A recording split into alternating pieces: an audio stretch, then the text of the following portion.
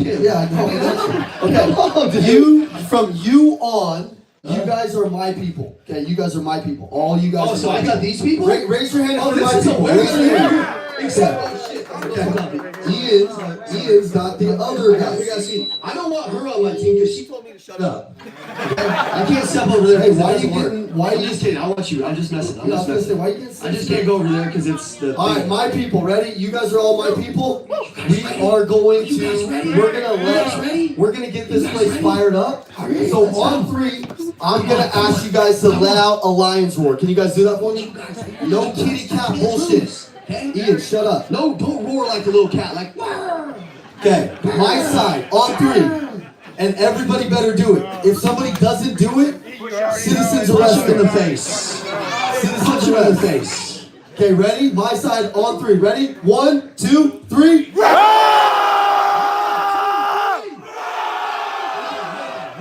We just kicked their ass. High five your neighbors. High five your neighbors. How the hell did they just How's it feel to be on the winning team, dude? You guys are on the Broncos right now. Holy shit. You guys are on the Broncos. My side. 1, 2, 3. You guys don't step up. You guys are like the Raiders. You sell your damn company. You make all this money. You guys are the Raiders over here. You guys suck. All right. You guys are the Raiders and the Dallas Cowboys over here. Just fucking horrible. By the way, if you're a Dallas Cowboys fan or Raiders fans, we have not seen y'all win a championship since I've been born, so stop acting like y'all are going to do some shit next year, okay? Next year, bro. Next year, dog. Come on now. My side. Ready? 1, 2, 3. 1, 2, 3. This ain't even fair, dude. Everybody give it up for each other. Give it up for each other. All right, let's get into it. Honestly, that was like a depiction of me and Evan's careers. You know what I'm saying? Just all right, let's get into this all together. All together. I want everybody, and listen, man, we yell a lot. We have a lot of fun. We're intense. We're passionate. I know. The world right now lacks all of that shit. They're not committed. They're not close to God. They talk about all the things that don't matter, and there's division. There's all this bullshit. When you're in here, you actually have a chance to let it all loose. You actually have a chance to be around some people who actually give a shit about your... What did that guy just let out the biggest yawn? Yeah, you know that. Put your finger in his damn mouth. Hey, he must be a Democrat. Put your finger in his mouth. I'm watching. Democrats aren't used to this kind of passion. Listen, I'm just kidding, man. Don't get all... We can't create division. I shouldn't have did that, dude. That was wrong of me. Tommy, get his ass.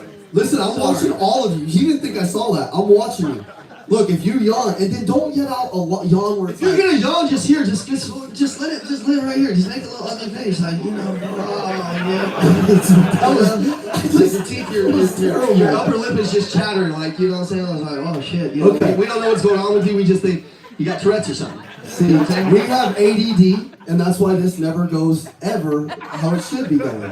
Okay, but listen, man. Everybody say passion. Passion. Everybody say fun. Fun. Everybody say energy. Energy. When Andy and Jackie walk down here today, I want this to be the environment that they know that you've made a decision to do all of those things. Whatever play you've been running, if you run a different play and you want to make more money, you want new habits and you want a new lifestyle, you can find it in here.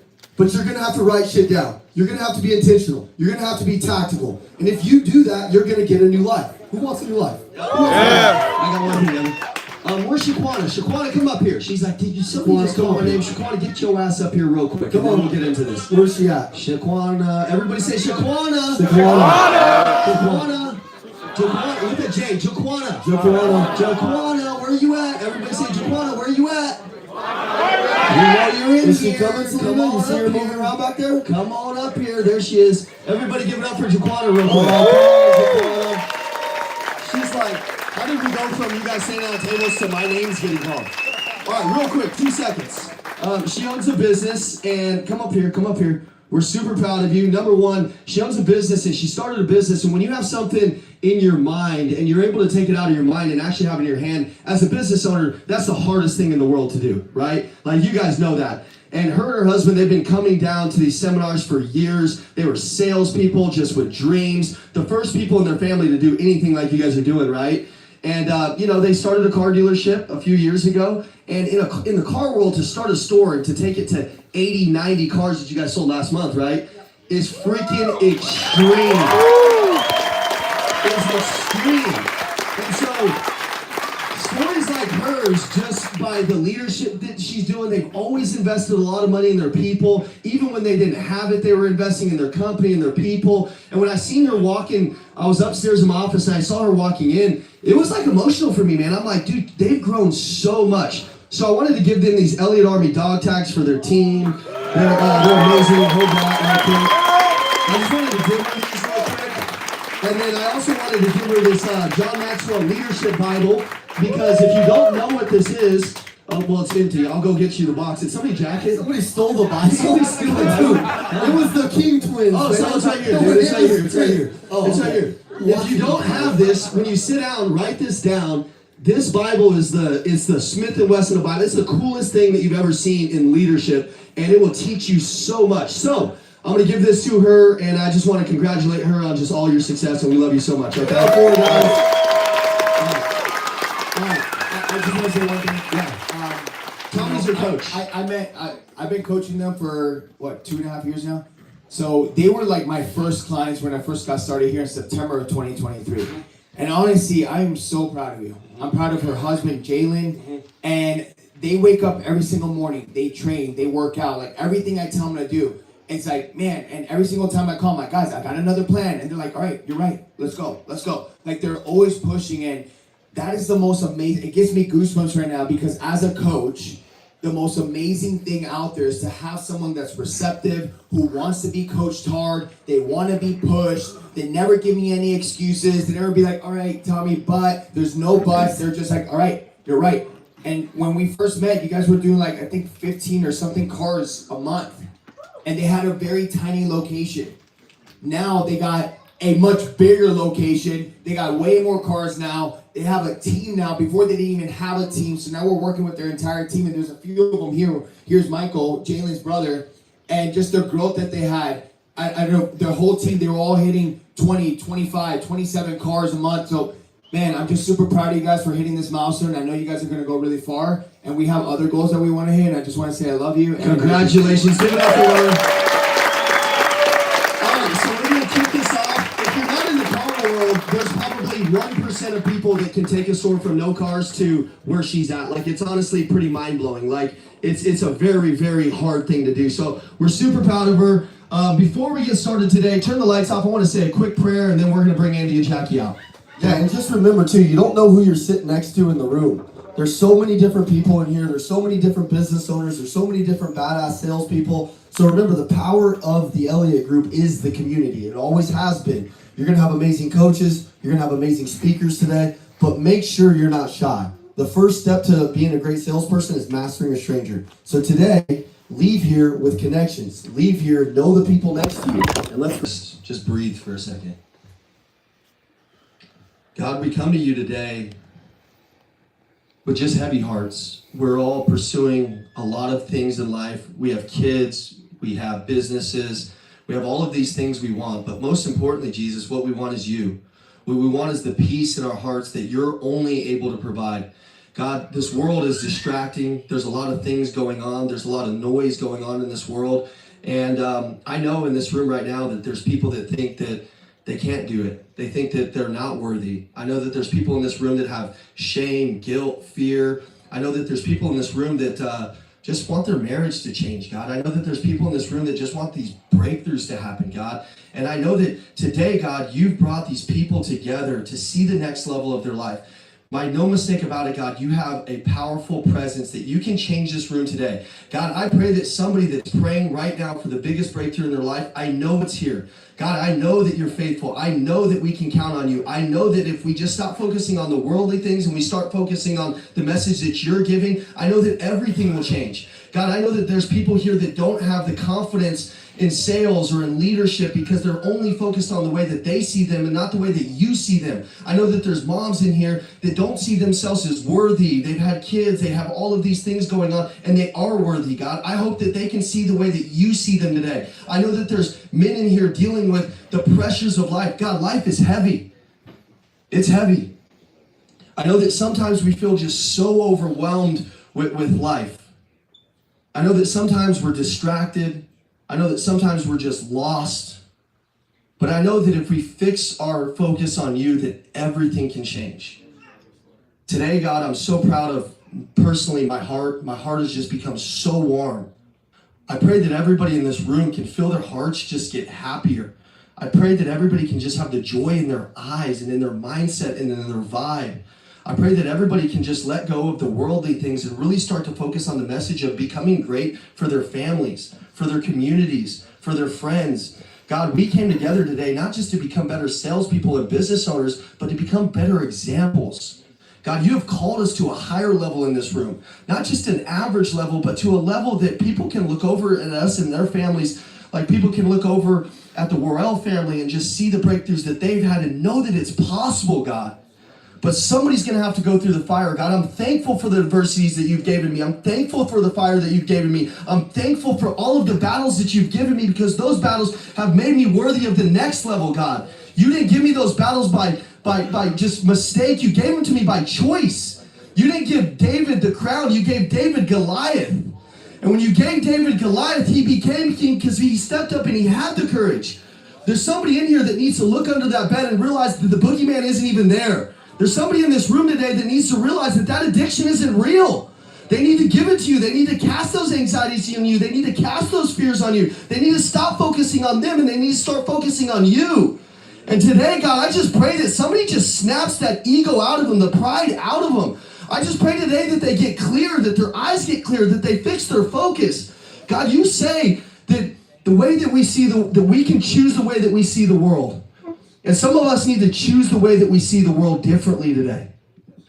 We've been seeing the world a certain way, and we know if we change our perspective, we change our identity, we change our beliefs, that we can do that in one conversation, God.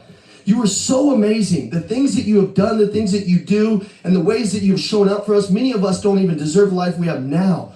Many of us should be dead. Many of us should already have given up.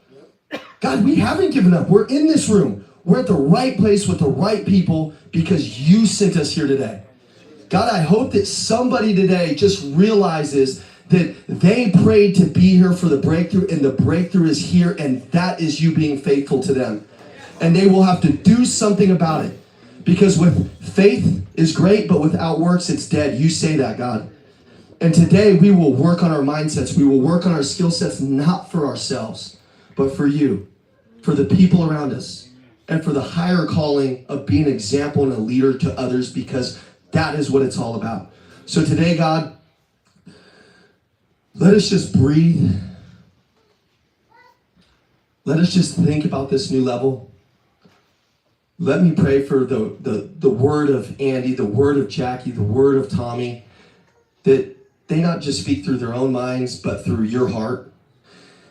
I pray that they deliver a message that just changes hearts and changes minds and changes the way we operate. And I know that that can happen today, God. So I pray for our leaders. I pray for our people. And that's it, God. Amen. Amen. Amen. Amen.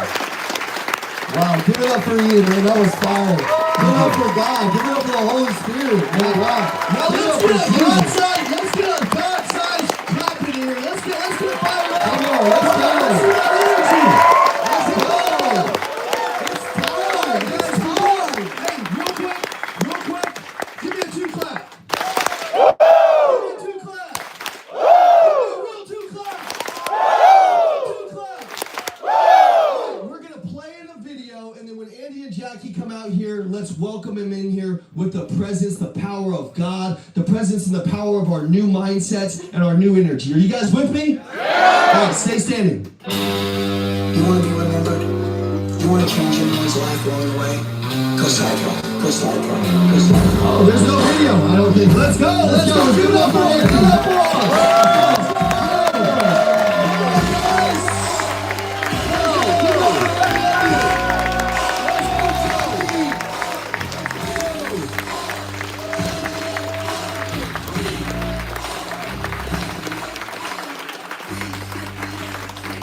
One more time, guys. Give it up for Andy. Yeah!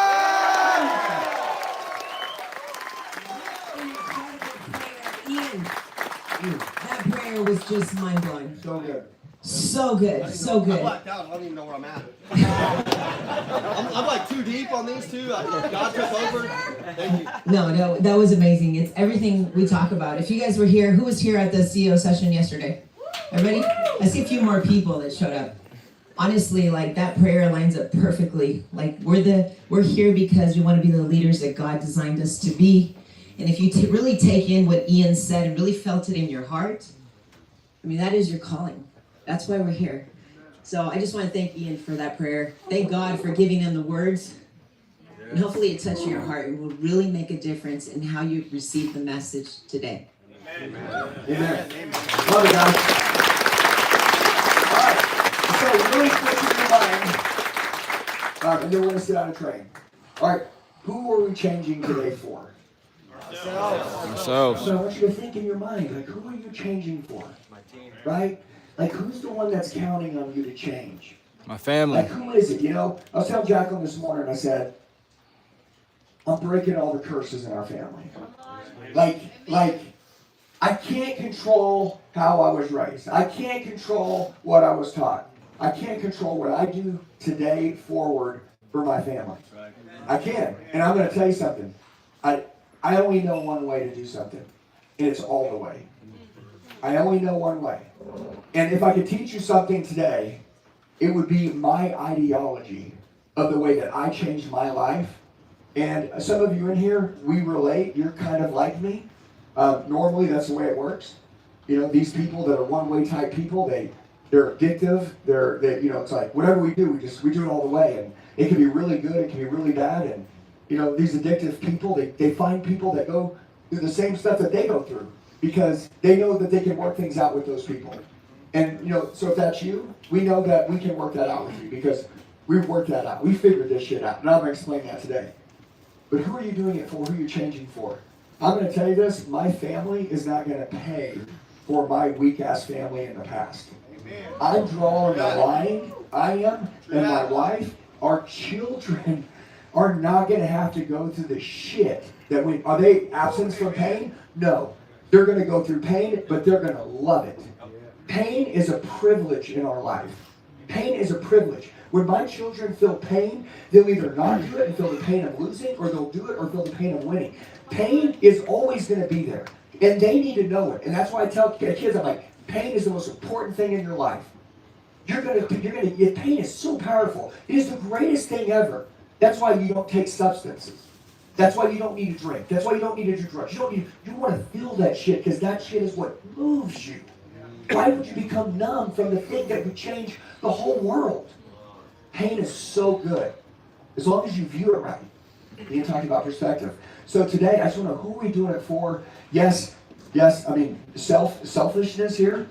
Like, honestly, like I always wanted my life to matter.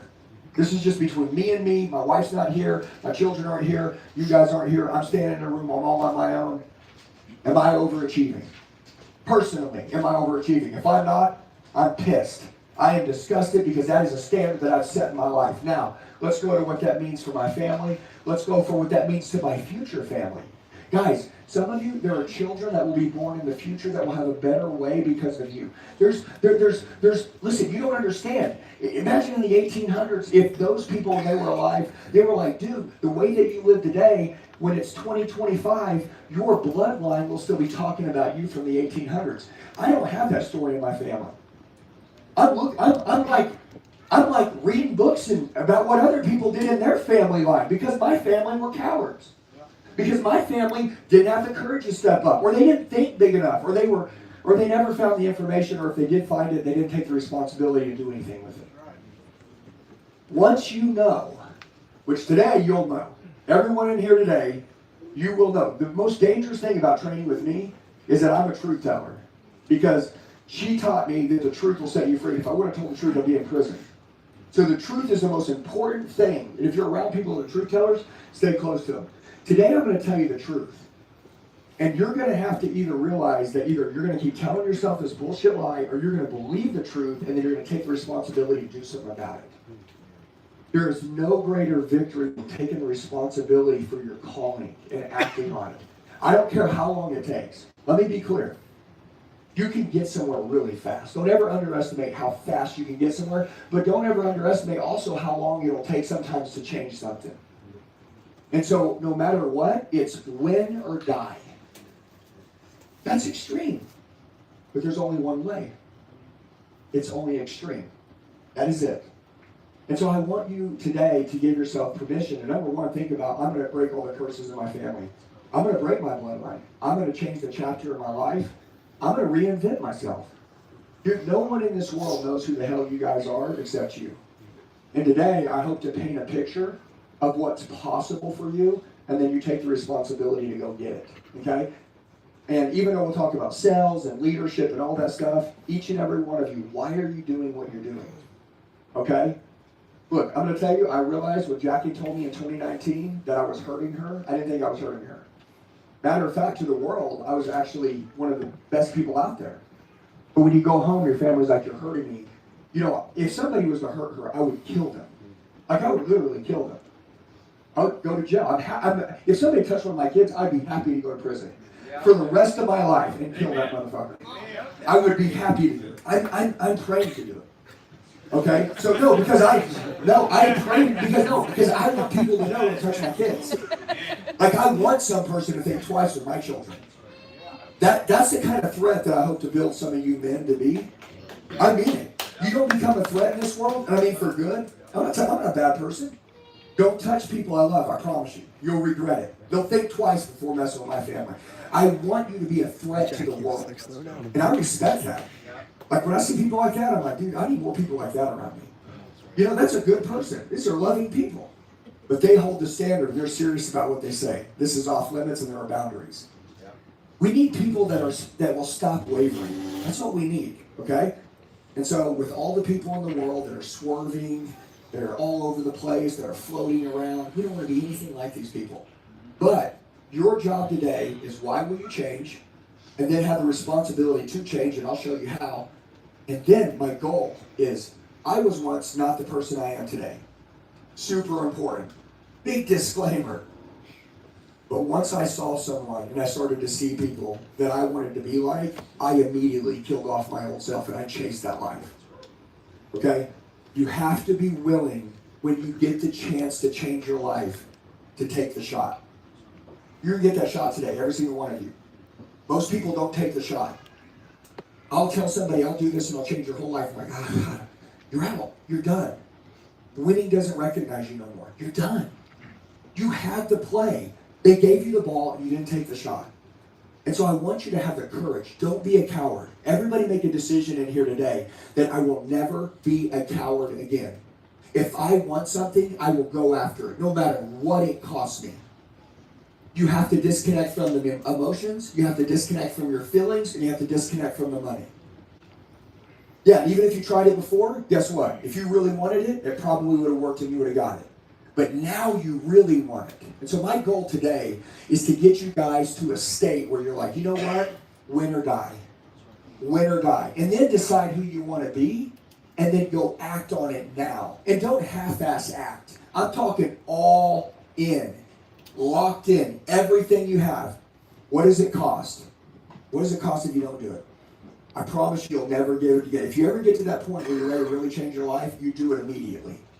You don't think twice. And if you're an entrepreneur in here, you already know how entrepreneurship works. You do it, and then the answers come. The people that wait for the answers, they're like, man, once I figure out how this thing goes, I'm going to do it. You're out. Nope. When you want something, you do it right away. And then the answers come. That's what happened to us. Yeah, that's how God works too. God, how's it going to happen? Do it. Yeah, but kind of walk me through. I'm not walking you through it. I'm not walking. Listen, you trust me, right? I don't trust you. Can God trust you? Can he trust you? I know you trust him, but can he trust you? You have a choice. What is the difference between animals, creatures, and humans? Choice. Choice. Why do human beings have dominion over the whole world? Did God make man for dominion to dominate? Yes or no? Yes. It says in the Bible, he made him for dominion to dominate. People are like, well, what's that mean, dominate? He made you to be great. But animals don't have a choice. Water flows, grass grows, sun shines. But there's no choice. The sun doesn't have a choice to shine or not. It just shines. Humans have a choice to step up or be losers. They have a choice to do bad or to do good. They have a choice to fix their families or they have a choice to stay the same. They have a choice to submit and surrender. They have the choice to have faith or to be a skeptic.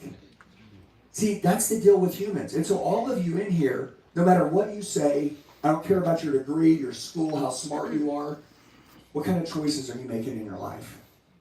And I feel like that today my goal is to give you permission, no matter what anyone else thinks about you, where if you want something, no matter what it costs, you make a freaking choice. Amen. There you go. Love you. Let's go. See how it's going.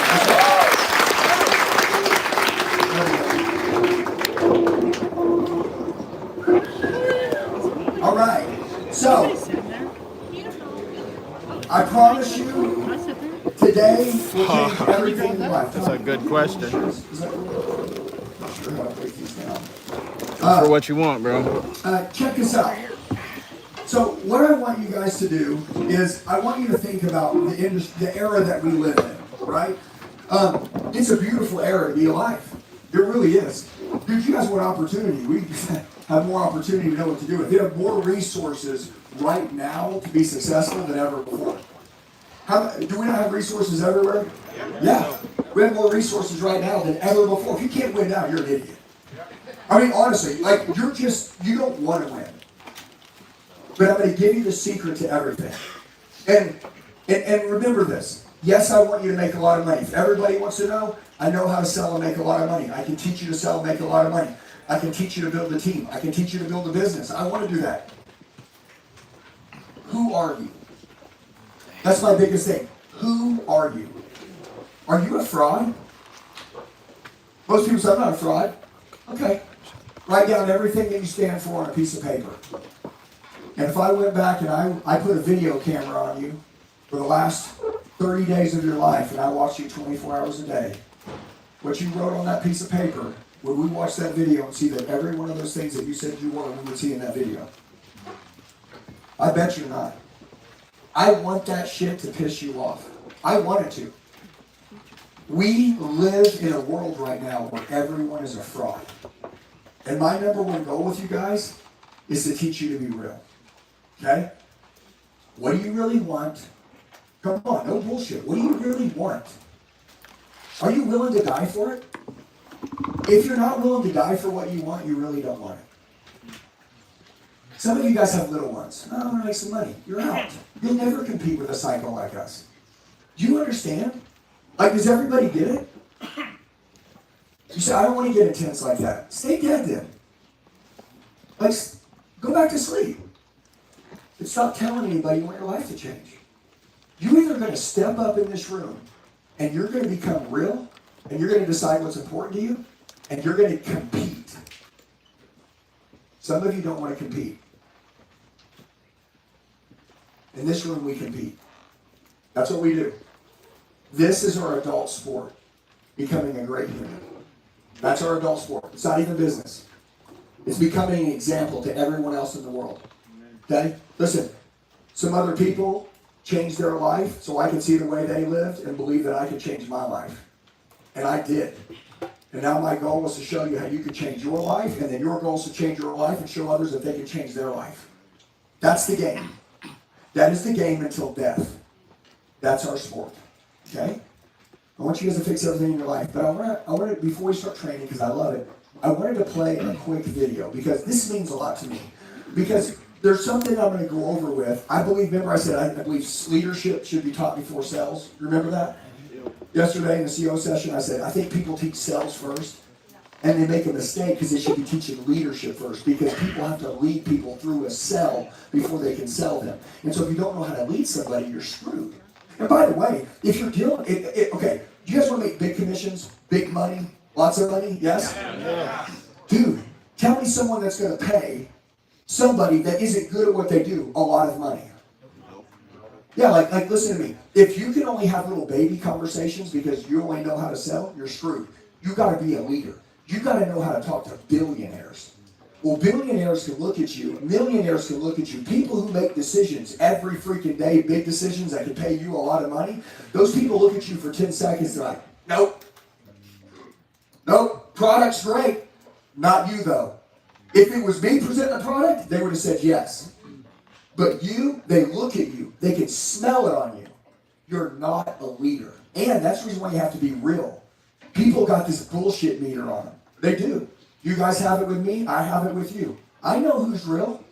I look at people, and most people tell you who they wish they were, not really who they are.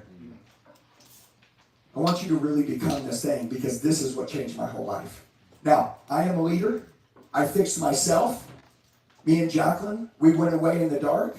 Sometimes God brings you in the dark so that you can work on yourself in the dark so he can reveal you in the light. When you're moved into the dark and you change your life, then he'll move you into the light. He wants to reveal you. He wants to say, look what I've done. And then when you do that, you're going to lead some other people. And then those people that you lead, those people are going to build even more leaders. And then the machine starts. And that engine is called the wealth engine. That's the get rich life and have a rich life method. I want to show you my team for a minute. If you guys look around, you can see around the walls. You see some of my team? You guys see them? No, but just look around though for a minute. But look at it. Like, did I tell them to hold their hands like this?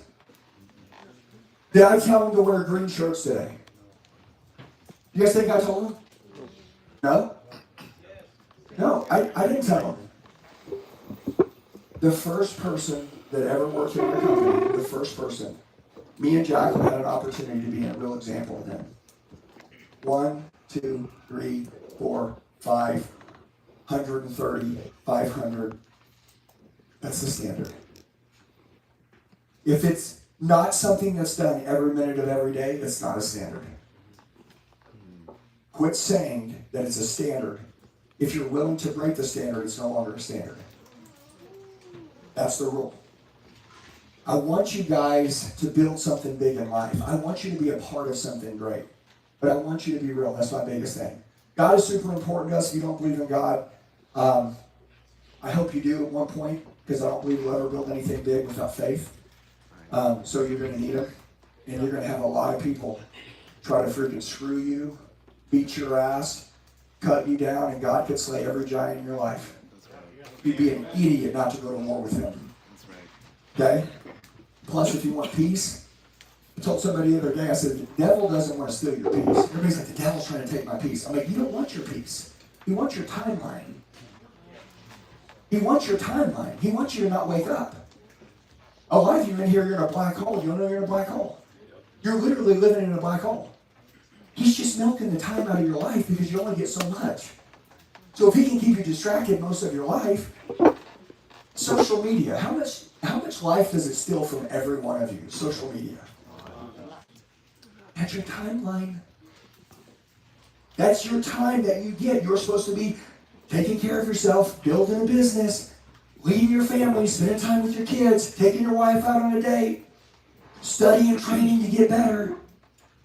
No, he just put a little device in front of your face, and he just lets you sit there and be happy all day long on it.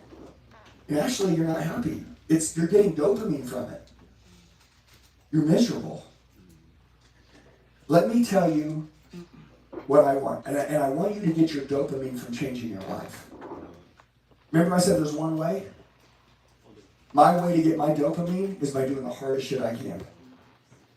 You know why people that are like me ruin their life all the time? They burn it to the ground. Because they don't plug in heavily with obsession to things that keep them out of trouble. The gym, extremely important to me.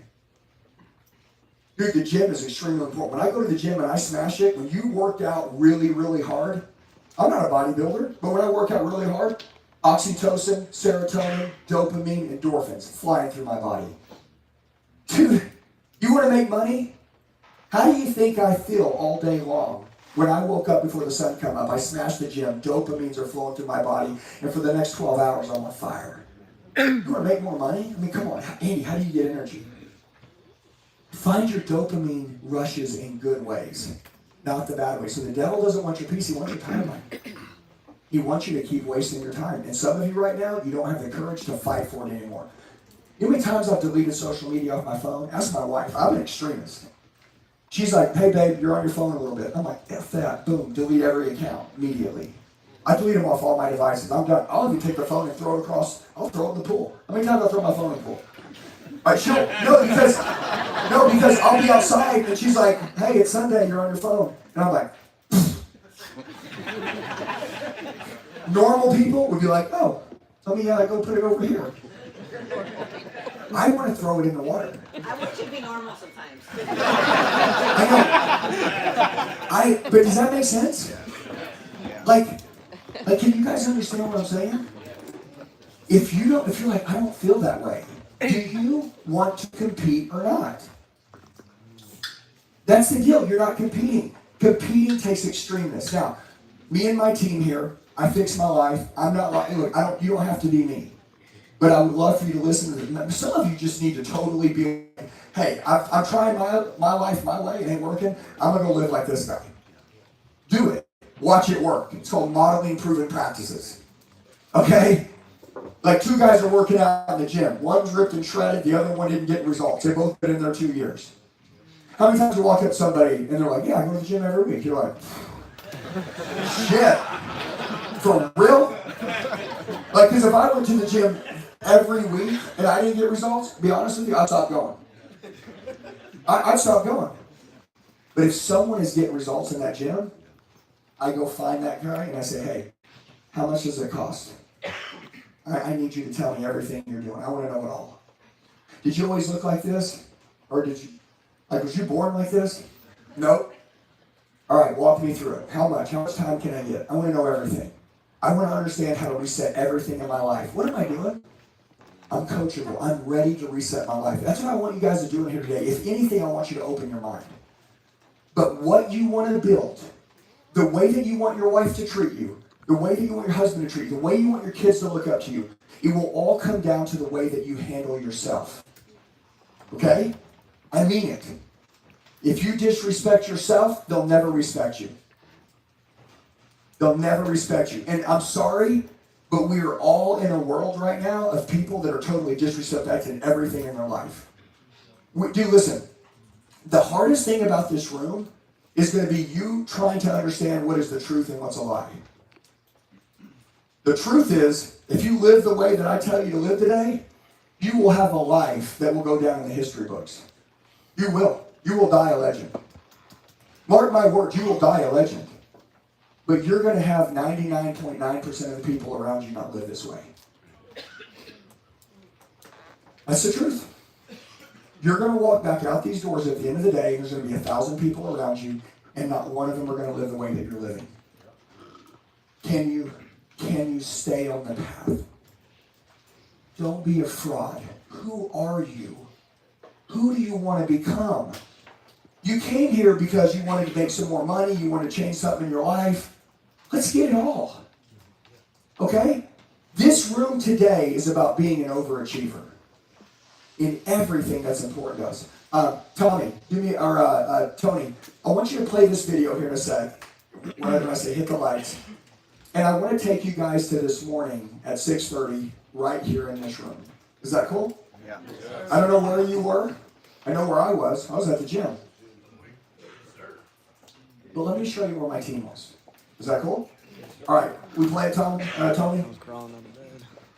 Broken Heavenly Father, but you found a way. You have been faithful through generations, Lord. You haven't failed us. You haven't failed this company, God. And we're just so grateful for your presence. We're so grateful for you to be able to move through each and every person here in this room today, God. I pray that you give us everything that we're looking for during this event, but more importantly, just use us. Give us the words, give us the feelings, give us the conviction, the authority that we need in order to move our people. God, just like we came here broken, Lord, there are a lot of people that are broken in this world, and they're here today in this seminar room, God. So I pray that you use Andy and Jackie. I pray that you use every single one of us today to just encourage one another. And just to be less like us, God. I pray that you allow us to be less like us and more like your son, Jesus, Lord. I pray for the Holy Spirit to be moving through here today, God. I pray that you use me today that you allow me to deliver a very powerful message today, Lord. God, I am your vessel, Lord. I pray holy fire. I pray that the Holy Spirit baptizes people in fire, God, that we may be able to see miracles today, that we may be able to see your presence move in such a way that it just encourages all of us to just want to fall down to our knees and worship you, Lord. We praise you. We praise you for everything that you've done for us, God. Honestly, we're just very grateful. And we're not worthy. There's only one worthy, and it's your Son, Jesus Christ, God. And we just want to say we love you. We praise you in your mighty name, in your majestic name. In Jesus' name we pray, amen. Amen. That's all cool. Right there. All right. Who's going to lead the way in your family? Who's going to lead the way in your bloodline? Who's going to be the one that's going to decide to step up? Females, males, every one of you in here. That make sense? Every one of you in here. That's it. This is the way I want you to live until you die. When you see this stuff, I want you to get emotional. I want you to cry. I want you to be a real person. I want you to have feelings. I want you to feel. I don't want you to be cold-hearted. Me was like, man, have a warm heart. My heart's good. Your goal is to live life. To be alive is to feel. You get to feel pain. You get to laugh. You get to see death. You get to see people born. You get to see people change. But you guys have no idea the impact it will make if you change your life in here today. You have no idea. Most of you in here, you're thinking about a check. You're thinking about something else. You're not understanding. When you shift millions of people. That's what the devil doesn't want you to get. He doesn't want you to think that if you could change everything in your life, that millions of other people could change. He wants you to think you're counted out. He wants you to think that all the shit you've been through in your life is wasted. You wasted all those years. Those years are gone. You're done. Bullshit. God's never late. What? Dumbass? Dude, all that stuff was there. You got fat, so you get pissed off about it. You treated your wife bad, so you would never do it again. You got freaking lazy, so you would get fired up. You freaking had addictions to shitty stuff, so now you can have addictions to great stuff. You, like we're all like the people that God that the devil counts out, the world counts out, are the people that are making the difference in the world right now. I'm telling you, that's the truth. So if you're in here, this is about you changing your life. You listen, we have changed hundreds of millions of people's lives. We've done it. We've done it. Not me. My team. We've done it. You know how we did it? We fixed ourselves. And so today, I'm going to give you the formula how to fix yourself. And the cool thing is, if you want to get good at sales, okay? If you want to build a business, if you want to do anything, it's all going to start with you. It'll all start with you. People that are looking for the magic pill, when you guys find it, let me know. Trust me, I've spent a lot of money looking for it. It doesn't exist. The only thing that I know is fix me. And when I fix me, I am living proof of what a human being can do. I want you to think that way. Like, man, if I can quit watching porn, if I can quit doing this, if I can quit getting reactive and being shitty to people, if I can get rid of my anger. I'm not angry. I'm just stirred the hell up. I got rage in me to win. You think about it, dude. If you're really fighting to change your curses in your bloodline and your family, if you really are, do you think you're going to be able to play like a little sheep, or are you going to have to get nasty and take the gloves off? You're going to get blood on your hands. I mean it. You're going to get blood on your hands. But we need to know what side we're on. We're on God's side. God came for the lost. He came for the sick. He came for the broken. That is definitely me. People like me, the world counts out. Okay? And so that's why when I found out about this self-development stuff, I was like, I'm going to beat their ass. Because see, if you let an underdog in the room, and he's hungry and he's got a chip on his shoulder, he'll learn everything. I told Jackie when I met her, I'm not good at learning. I'm not good at, this, I'm not good at that. Bullshit. I never found my purpose to ever become good at something.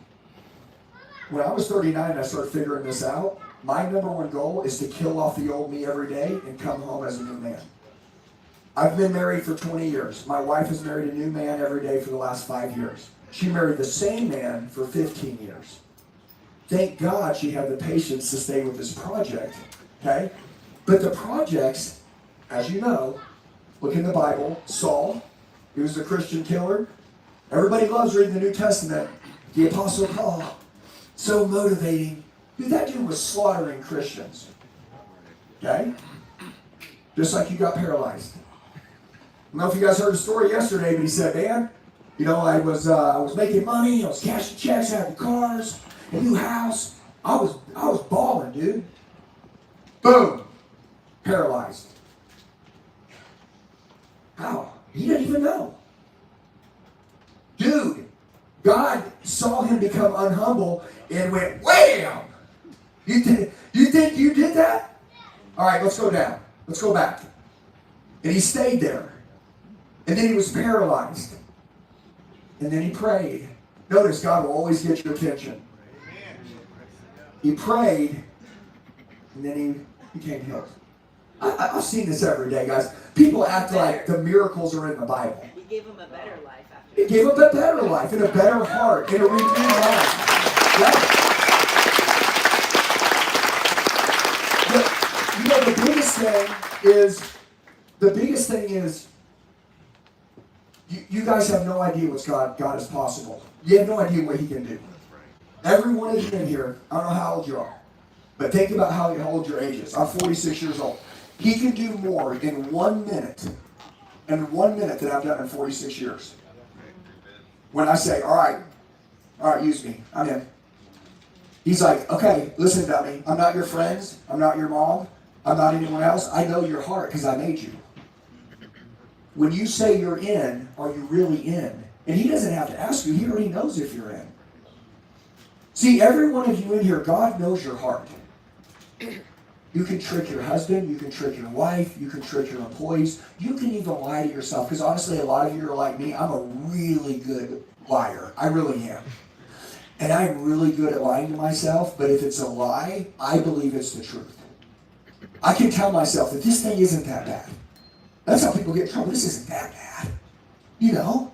I mean, it's not that bad. No, dude. You're lying to yourself. Would you want your kids to do it? Oh, no? Then it's bad. Okay? I want you to know, like, God knows your heart. And the biggest thing with this is, if you change who you are, everything that I teach you today, you can use. If you don't change who you are, you guys can't use anything that I teach you. The only difference between me and you is that I changed the intentions in my heart. I wanted to make a lot of money, and I changed I want to make a lot of money to I want to help a lot of people. You will get when you give.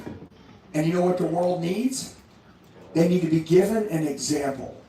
They need to be given a testimony. They need to be given your crazy ass mess and make it a really cool message to everyone else in the world what's possible. And you need to do it and live that way until the day you die. Now, do I want you guys to have skill? Hell yeah. I want you to be a walking billboard of human excellence, and I want you to influence, persuade, and close everyone's ass to become great. That's what I want. I want to teach you to sell, not a product. Be able to sell the ideology in the way that you live, in the way that you change your life. Dude, if you want to have, okay, the question is, if I'm standing here in front of Mike, I'm like, do I want Mike to make another $500,000 a year? Or do I want Mike to become someone no one in the world ever thought he could become? Let me tell you a superpower really quick. If any of you, and I'm going to tell you what I see in you, okay? Which means, if you've ever wanted to find a mentor in life, if you've ever wanted to be a business owner and really like have someone stay with you their whole life, I'm going to tell you how to make a lifer out of anybody. Whoever sees something in someone first that the world never saw in them, they will stay with them forever. That is it. What I see with everyone in this room, whether I've met you or not, is that I see you're here, not by mistake. I see that you're here because this is the defining hour of your life. That everything shifts. And you'll remember this on your deathbed. Some of you in here, you won't pay attention, you won't listen to me, you don't believe me. Some of you do. I remember when I sat down, I was in an event, and I remember I told Jackie, I said, I'm going to live like this till I die. And I was crying. I was like, I'm living my life. I will never live any other way but to help other people.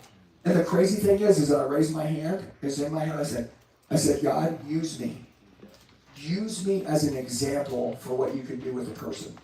I'll totally be coachable. I know I'll spend whatever money it takes because I know you're in control of it anyways. I mean, you guys try to be in control of your money. You can't. He'll fill the storehouse with as much as you want. He just wants you to have a good heart, do the right things, and get on the right track, and inspire some other people. I'm going to ask a question. Do you guys think God cares about all his sheep? Yes or no? Yes. Yeah, he cares about all his sheep. He cares about all his people. What does he want? Shepherds, leaders. That's all he's looking for. And so if he's walking in the room right now, and it's like sheep, leader. All right, you're in. I'll rise you. Let's go. Sheep. And you're like, I'm a leader. You know you're not. Because what I'm going to teach you guys to do today is lead. And if you can learn to lead, number one, you can be used. You're a weapon. I am the atomic bomb, okay, for underdogs. And the whole world is an underdog. Guys, so everybody knows, everyone in the world is going to have to come back from something or they won't come back. Some of you, you're in here right now, you got something going on in your life, and I'm like, are you an overcomer? Are you the comeback kid? Or are you done? That's it. We got to make a decision. Whatever the hell you got going on, like I'm the overcomer. I am the comeback kid. And so my mission, and y'all's mission is probably the same, is to overcome every freaking thing we have in our life. Shitty marriage? No more. You kick the devil the hell out of your home.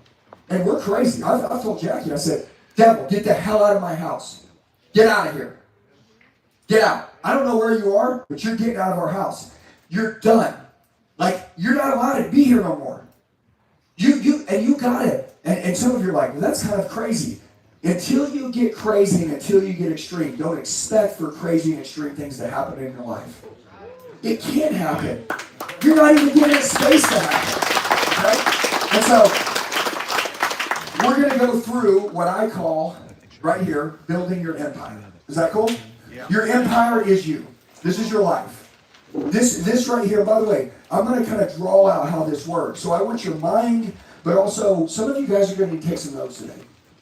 Okay? Notice I don't have books. You don't fill shit in. You know why? Because I want when you hear something that makes sense to you, I want you to write it down. Okay? I don't want to tell you what to do. I want you to listen to me and what makes sense for you, I want you to write it down. So, I call this building your empire. This right here, what you saw my team doing, was what we started doing from person one in our company. We wrote down the core values of what we believed in and the standards. By the way, core values and standards are not what are on the wall. It's the way you speak, the way you talk, the way you act, the way you operate in the community, the way you operate at home, and the way you operate in your business. If someone has standards at work but doesn't have them at home, those core values aren't real. I walk into companies, and this is funny. You see these values on the wall, and I'm like, who made these?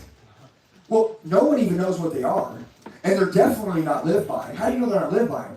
Because if you listen to us, take our core values, take a picture of it, they're on the screens all day, every day in this office, in every wall, and if you just walk around from office to office and you listen to my guys, every one of them, every 5 words that come out of their mouth, something is coming from the core value. They're living it. That's my goal with you. This is how you get rich. And I shared this with somebody the other day, but I said the whole goal is to get rich and get a rich life. If you get a rich life and you don't make any money, you will struggle your whole life. God did not make you to be broke. Matter of fact, that's a vice the devil would like to put on you. He'd like you to stay in bondage your whole life. He would love for you to stay broke so you can't help anybody. It does take money to help people. That's why you have to make a lot of money. And good people, I promise you, right now, God's going to rise them. Not perfect people. He doesn't come for the righteous. So, you want to live a rich life and you want to get rich. Well, imagine if you get rich in here. Some of you in here, your bank account, you're doing okay. Your life at home, trash can. Trash can. You're a year away from a divorce. Maybe sooner. You want to kill your kids? You want to hand them over to the devil? Fine. Go ahead. Parents hand their kids over to the devil every day. You listen. When the parents got their shit together, the devil isn't allowed to touch the kids. When the parents fall apart, the children pay. So if you're a parent here, if you have kids, and I don't care how you've been, maybe your kids are 30 now. You think it's too late? Remember, that's the devil. Remember, God doesn't show up late. That's the thing. I was talking to Andy Dunning, right? Andy, you were telling me this morning, Andy is 54 years old, incredible businessman, got in great shape. He's killing it, crushing it. We just gave, I think, 100 something grand to the Wish Foundation. 200 grand. Because Andy said, hey, Andy called me, he goes, hey, he was 250 pounds, am I right? He goes, if I get a six-pack, we'll give some money to the Wish Foundation. I'm like, cool. Done, let's go. Andy came up on, I think it was December. Was anybody here? Did y'all see him? Andy came up here on stage, took his shirt off. Six-pack. Everybody pissed in.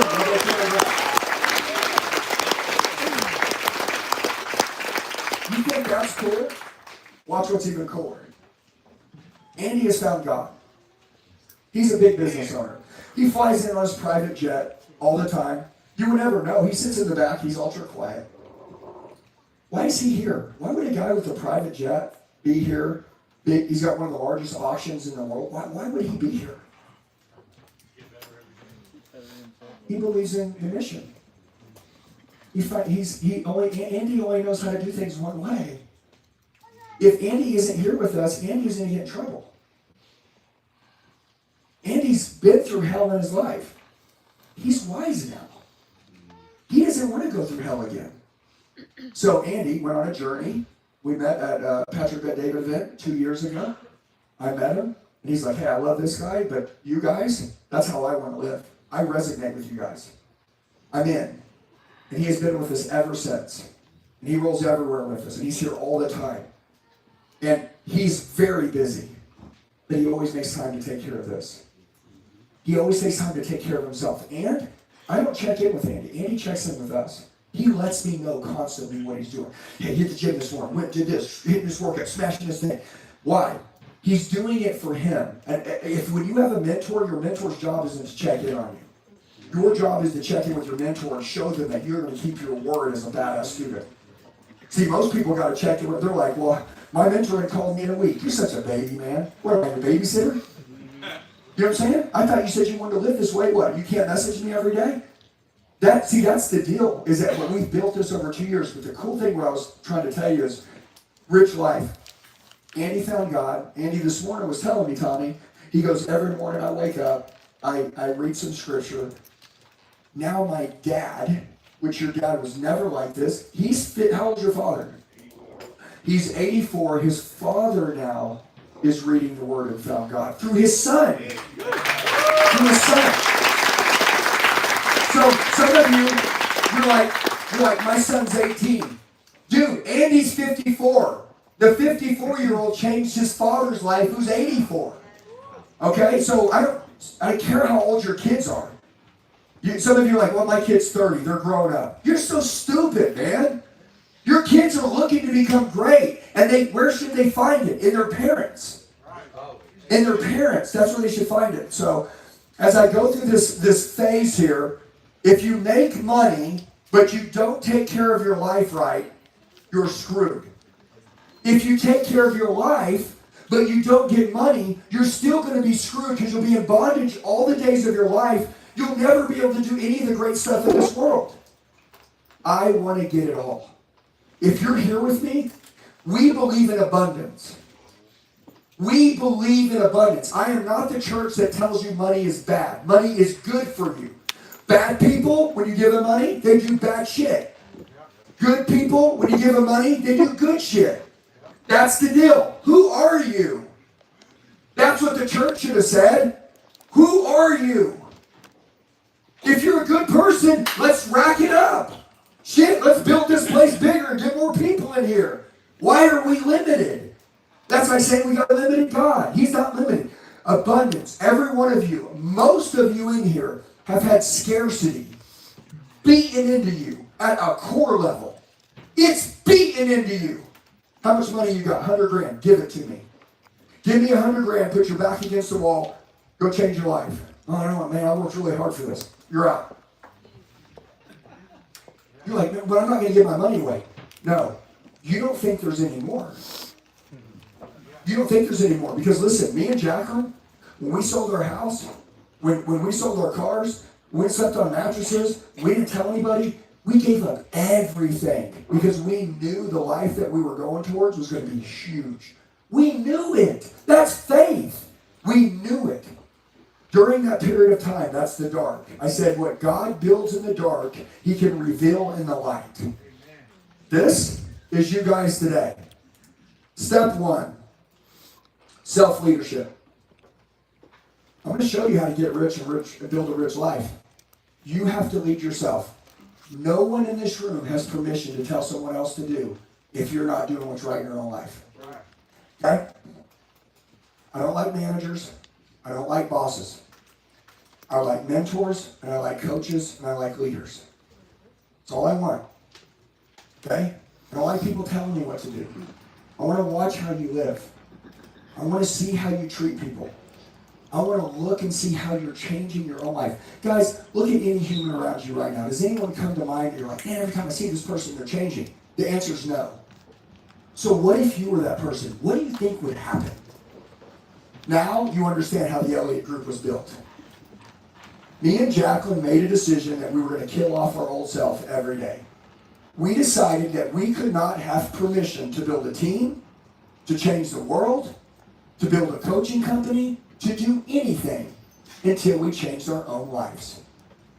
We got extreme, we got obsessed, and most importantly, when you're building out your self-leadership, you have to determine what are the things that are important to you in your life.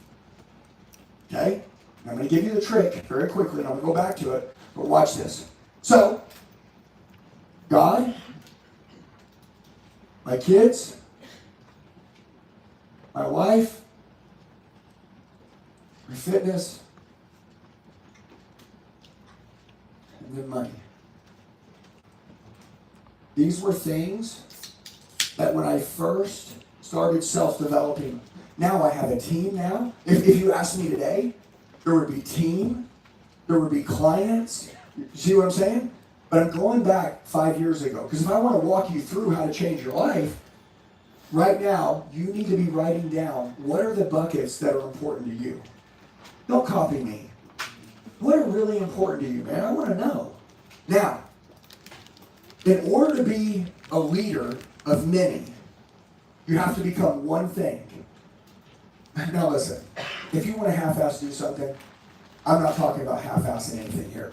Most people are half-ass leaders. We're talking about 0.001% of the world.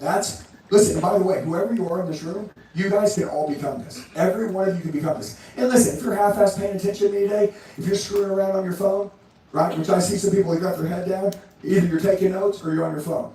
I pray you're taking notes. There are 3 ways that I rate everything in my life. And I'm going to tell it to you, and then I'm going to tell you what you have to do. You guys, do you want the floodgates opened in your life?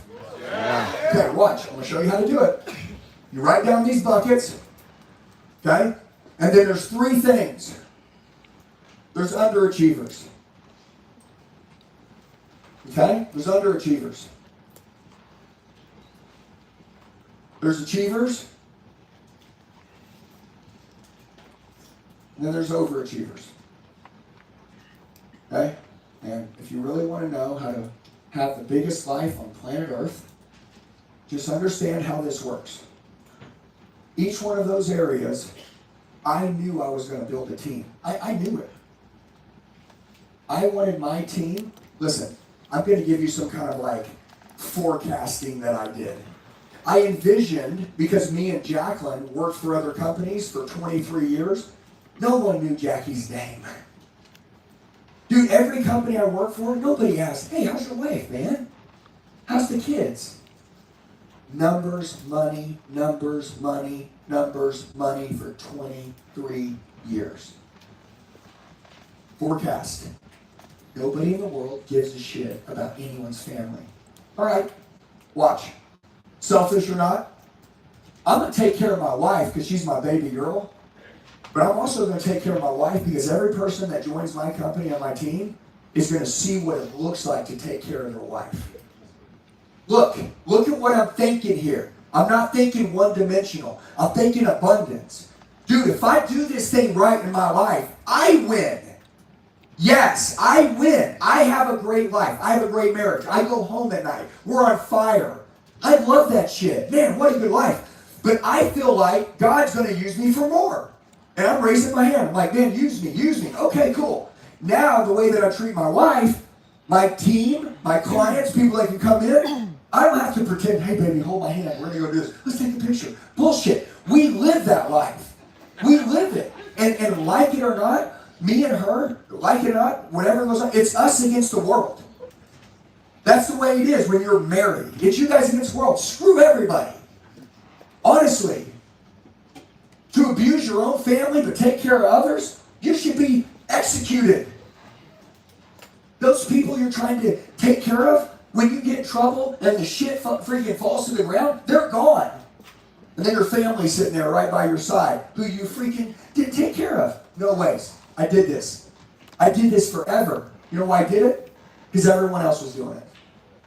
So, if you're in a relationship, your job is to be an overachiever in your relationship. And you don't do it for the team. You do it to really be, that's who you are. It's your identity. Ian said in the prayer, there's 3 things that you have to shift. Your belief, your perspective, and your identity. This is either who you are or who you aren't. Who are you? Are you a badass husband? Yes or no? No gray area. Not Monday through Friday. On the weekends, I'm okay. Bullshit. How do you run with your freaking soul partner forever?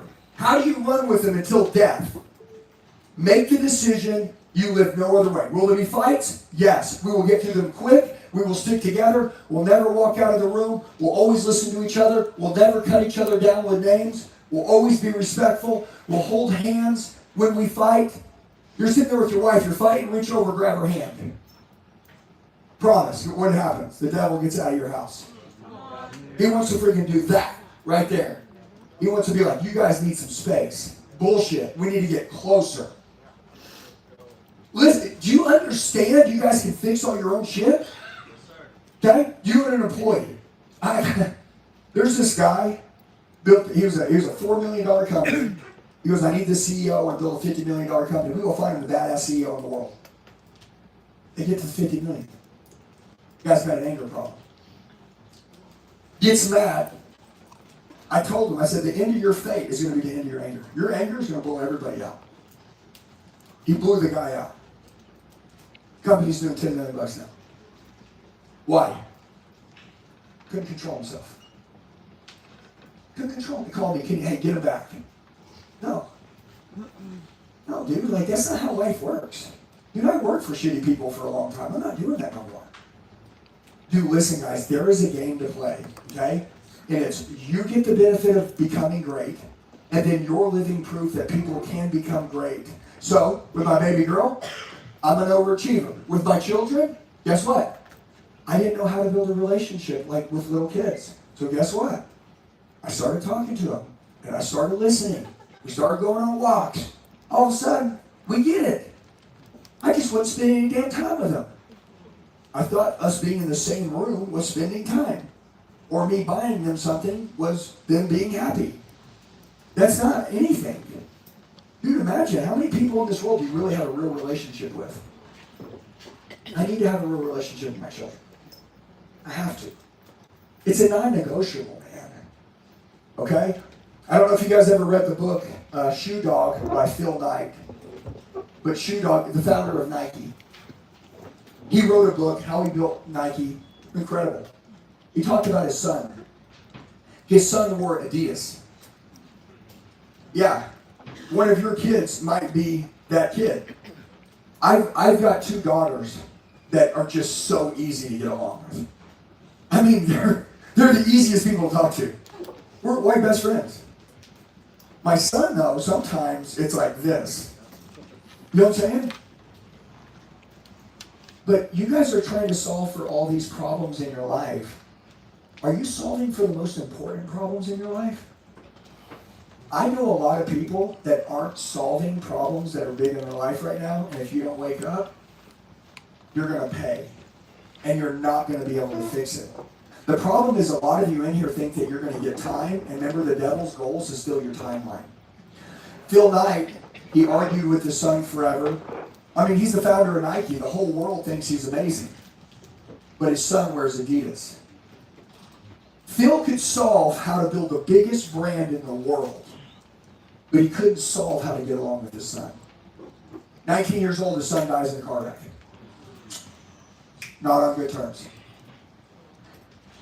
He said, if I could have solved for any problem in my life, I would have went and solved the problem with my son. Now that he's gone, I know exactly how I would have solved it. I know how I would have solved it. But I didn't. Okay? Guys, you guys, like, this is real shit. It's going to happen to all of you. It's going to happen to me. It's going to happen to you. None of us are exempt from things that are going to happen. Dude, we got to get ready for war, guys. This is bigger than money. This is bigger than business. This is about deciding what are you going to stand for as a man and a woman. And then when you decide, you have to overachieve. You don't achieve. You do more than your potential. When I die, I want God to say, you did more than I thought you would do. Most people didn't do what I put out for them to do, but you did more. That's what I want. I want to be an overachiever. The reason why the Elliott Group is growing so big, while we have such a big business and a big company, is because we are overachievers. We over-deliver with everything. That's what I need you to do. And not tell people you do. Really live this way. And so, if you got kids, there you go. Let's go to God. Overachieve. By the way, you can determine what having a relationship with God looks like to you. Okay? I walked into a church. I was 22 years old. I was ready to try to meet God because my dad never talked about God. No one in my family ever talked about God. I was drunk the night before. I woke up that morning. I said, dude, I got to change my life somehow. I walk into a church. I'm wearing an affliction shirt. I'm 22 years old. It's like 25 years ago. And back then it was cool. And I got holy jeans. Dude, what am I doing? I'm looking for help. Am I right? I walk into a church. This lady says, can I help you? I said, I'm here to, I saw the sign out there, just watch the service. You know what I mean? I don't really know who God is. So, I'm just trying to get, that's the step. You walk through the door. And she goes, here we wear our Sundays best. You're not going to come in here dressed like that. No, that's most of the people in the world. Listen, how many of you right now, you have screwed up your life. You have done things that you're ashamed of, but you won't give anyone else grace. Someone else made a mistake. I'm not telling you to go be best friends with them. But they're not worse than you. You do shitty shit too. I do bad stuff. That's right. I want you guys not to look down on anyone. You want to build an army? You want to build a team? All those guys in those green shirts, all those people were broken. I saw something in every one of those people that I know the world didn't see in them. And I said, let me tell you what I see with you. And I painted the picture, and it was this. I said, I want you to have a relationship with God, your own. I don't want you to be righteous. I don't want you to be religious. I don't even care if you go to church. I want you to know Him. That's all I care about. I want, if you have children, to be the example of them. I want them to look up to you as their hero. I want, if you have a relationship and you have a wife, look, if you're not going to be good to your family or wife, just don't have one. Let the other person at least go be free. But if you're going to have one, overachieve in it and rock that shit at a high level. Okay? Okay? Every day until you die. Fitness, you guys already know how I feel. Dude, I'm ate up here with this shit. Again, I am not a bodybuilder. I want to walk in the room and I want everybody to be like, oh shit. You know what I'm saying? Dude, you guys know what I looked like 5 years ago. I know what you looked like.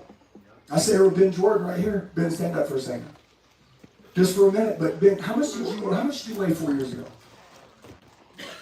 What?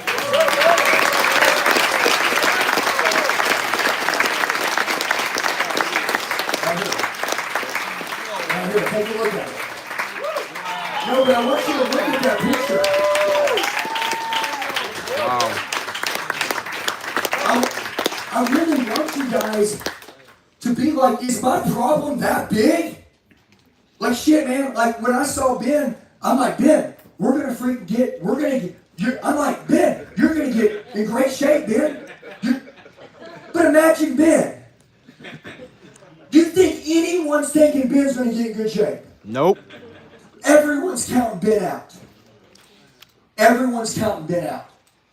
They're counting him out. They're counting him out. They're counting him out. Guess what? Ben didn't count himself out. Amen. See, that's the deal. It's all here.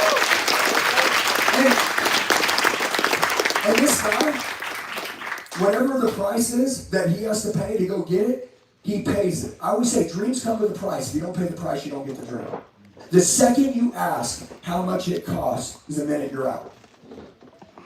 Just be willing to pay the price, whatever it is. When you follow something that you want to win at, you say, whatever the price is along the way, I'm willing to pay it. That's it.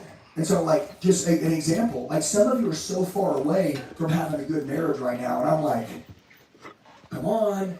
I'm like, what are you talking about? God can restore it in 1 minute. In 1 minute, dude. He can turn dead bones, dry bones into healthy. That's what they do. This isn't a sermon, I'm just telling you the truth. I'm a truth teller. Okay? But the point is, I've watched how much he changed it. His business is through the roof. I mean, his business is through the roof. You want to talk about being a coach? This is cool. And I'll share something with him for a minute. So Ben, he owns a home service company. And they were offered a whole bunch of money to sell it. And Ben's like, nope, we're going to hold out for about 2 more years, and you're going to pay me 3 times as much. Watch. Why did he act this way? Because he's changing his own life. He understands what's possible, and he loves the game now. Does that make sense? Yes. Ben has changed his life, clearly, as you've seen. His marriage is on fire. He's got like 19 kids, right? Like, seriously. You know what I'm saying? But he's a Mormon. He won't drink coffee. I tried to give him coffee. I'm like, come on, drink some coffee. He's like, you don't drink coffee. And I'm like, dude, just drink 1 cup of coffee with me. He's like, you just don't do that. It's not that it's good or bad. We just like don't do that. And I'm like, damn it. Like, I'm always trying to get him to break something, right? But we're brothers. We travel everywhere together. We do things. We run around. But we met in an event right here with him being that guy. You think that guy was doing that? And then, when Ben changed his life, this is crazy. Ben never thought about being a coach. Think some of you in here are like, I want to be a coach. It's like, dude, when you start changing your life totally, you're like, man, I don't know, man. Maybe I want to help some other people do what I've done now. Right? He's like, man, I want to do it. Dude, the cool thing is he started being a coach in October. October came to me and goes, I want to be a coach. Dude, what is it, January now? What did you guys do, 980 grand in 3 months? Wow. That's $1 million in 3 months. I want you to think. I know people that have had companies for years that can't get to $1 million. What's going on with Ben? Right here. Ben's an overachiever. All of you guys have to start somewhere. Do you understand? 4 years ago, I wish we could just show a picture each year. You know what I'm saying? Because he didn't get to be this guy. This guy was 4 years away from that guy. And some of you right now, you're like, I need a fix now. Like, I'll go to the gym, but like, if in 6 months, if this isn't happening, like, I'm going to do something else, or I'm going to try a different deal. No. Boredom is how you get rich. Whoever, look, you want to beat everybody? We were talking about this one in the gym. You want to beat everybody's ass? Fall in love with being bored. Because the repetition and the mundane is where the money's made. That's it. Oh, good job, Ben. Super proud of him. So that's fitness. And then lastly, money. Cool thing about money is that, listen to me, I learned this, and then we'll go into tactical training. But to me, this is more important than anything that I could teach you. Let me tell you about money real quick. You'll never make more money than what you believe that you're worth.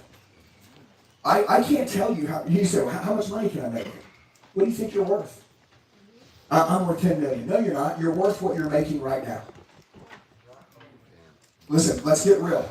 What you're earning right now is what you believe that you're worth. That's why you're earning what you're earning right now. How do we earn more? Get your self-worth up. If you guys in here today got your relationship closer to God, became a better parent if you have kids, you're in a relationship, took it to the roof, took care of yourself, and with fitness and got extreme with it, what do you think would happen to the money if you overachieved in all of these areas? You'd be rich. Would you have a rich life? Yeah. Oh, for sure. I was telling a couple yesterday, me and Jacqueline, before we were millionaires, we were marriage millionaires. We used to talk about being marriage millionaires. You guys listen, I don't know what you're going through in your life right now. I know some of you are going through a phase where like things don't seem like they're lining up. What's happening in your life right now is you're going through a season of preparation to get you ready for this next season. The question is, will you quit? The question is, will you enjoy this journey and this season that you're going through? And a lot of these seasons are not fair. You didn't do anything for this season to happen. But you have to deal with it because there's something bigger on the other side of it. So how are you treating this season of your life? Some of you, things aren't going good and you're complaining, you're crying, you're whining, you're taking it out on your family, you're disconnected, you're gorging food, you're not getting to the gym, you're being a freaking loser. Right? I'm going to show you something really quick. The life that me and Jacqueline have now. You guys know we built a 9-figure-a-year company. I'm going to tell you where this company was really built. It was built in 2008. Okay? This is the untold story of how we have the life we have now. Me and Jacqueline, we were working from 7 a.m. to 11 o'clock at night, 6 days a week, both of us. I'm 26, she's 24. We're kids. We're working our ass off. We want to build this $1 million house. You don't want to build a $1 million house. We lived in Oklahoma. Nobody had a $1 million house in Oklahoma. We were going to do this shit. She's making 30, 40 grand a month. I'm making 30, 40 grand a month. We're making, good money together. We're hustling. We're doing all these things. Well, in the beginning, it's kind of exciting, right? Then I got to making 50 grand a month. She got to make 50 grand a month. Let's go build this $1 million house. Guess what happened? We buy the land. Okay, we're doing this. This shit's real now. We pay for the plans. That's like 100 grand back, 20 years ago. And then you get the architects involved. This shit's really going up. We got the approval on the house. Dude, we're signing and we're building. What are we about to do? Enter a prison. Guys, we literally were this close to going into here's what's funny, a self-made prison. What did our life look like? 7 to 11 at night, 6 days a week? What? That is not what we signed up for. Dude, I want to work hard, but dude, I want to build a big-ass life. Some of you in here right now, you're trying to keep up with other shit. Your dream doesn't even make sense. Your dream doesn't fit your family's dream. And you don't have to quit it. You got to get smarter. You got to change. The business around you won't change. You're not going to change the business, Eric. You're going to change you and your family and how you do the business. That's what makes you different. Some of you are like, but the industry I'm in. Screw the industry you're in. Who cares? The industry's the industry. Maybe someone needs to step up and show people how to kick ass in that industry a different way. Amen. Yeah. And then you guys can be the example and actually be the first one where all these other people are like, shit, look what she did. Look what they did. Look what kind of life they have. Guys, you're here in our company. Dude, our company is amazing. Not because I say it is, because I would, if I didn't have a job and I could get in here, I would die here. This is what I was looking for. If you can't find it, I always hear me say, build it. Build it. Some of you in here right now, you're in an industry, build something they've never seen. But you know where the money's made? Some of you are going through a season right now. God is preparing you. You're getting prepared. That's why you got to get your hands bloody. You got to go to war. You got to get in the best shape of your life. You got to take care of your family. You got to stay up late studying. You got to get up early. You got to be good to people. You got to clean your heart right now. You got to start fixing and healing shit to get ready for what the next season is. And guess what? It's gonna come down. It's gonna be hell. And you don't know when the hell's over. Who cares? Warrior's like, I'll take this. And you know what? If I have to stay in this for the rest of my life, even though that I know I won't, I'm fine with it. I'm good with it because I'm living right. And so that's the cool thing where the breakthrough happens. But in 2008, we were about to sign the documents on this $1 million home as kids.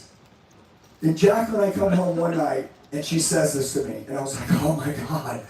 Yes! I said yes immediately. We had a lake house that was down in Lake Texoma.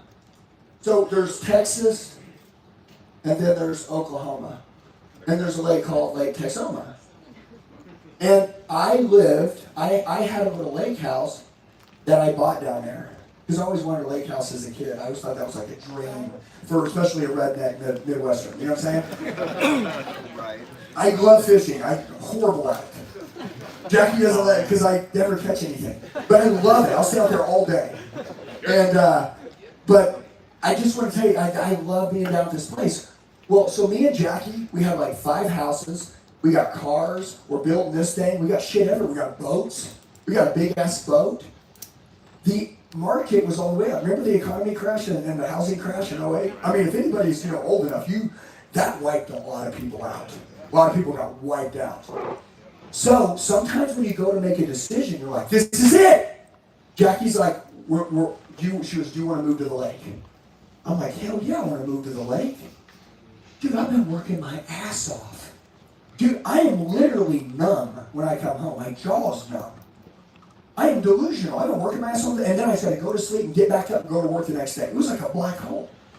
You ever seen the movie Groundhog Day? Yeah. It was like Groundhog Day every day.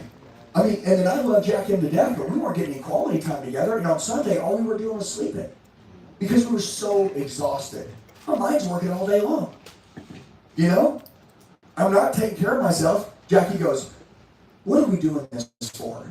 And she's always the smart one. She's like, what are we doing this for? And I'm like, what are we doing it for? And she's like, so we can have a great life. We're about to enter a prison. Let's move to the lake and sell everything. Me and her got a piece of paper that night. We wrote down every piece of property that we had. We had equity in everything. I had a boat that I had stole as a trade-in, which means I got a really good deal on it. It was I got a wholesale bid for $250,000 from a boat dealer, and I bought it for $100,000. So I'm like, okay, we got $250,000 here, we got $300,000 here. We had this land that was worth like $500,000 that we had bought to build a house on. It was this big, beautiful land in Deer Creek, 9 acres, trees, untouched. Convinced this guy to sell it to us. We don't need it no more. We only owe like $100,000 on it. We were almost paid off. I'm like, okay, so you got $400,000. That we're counting in our head, kind of the plan. Guess what? I quit my job. Jackie quit her job. We packed up and we moved to the lake.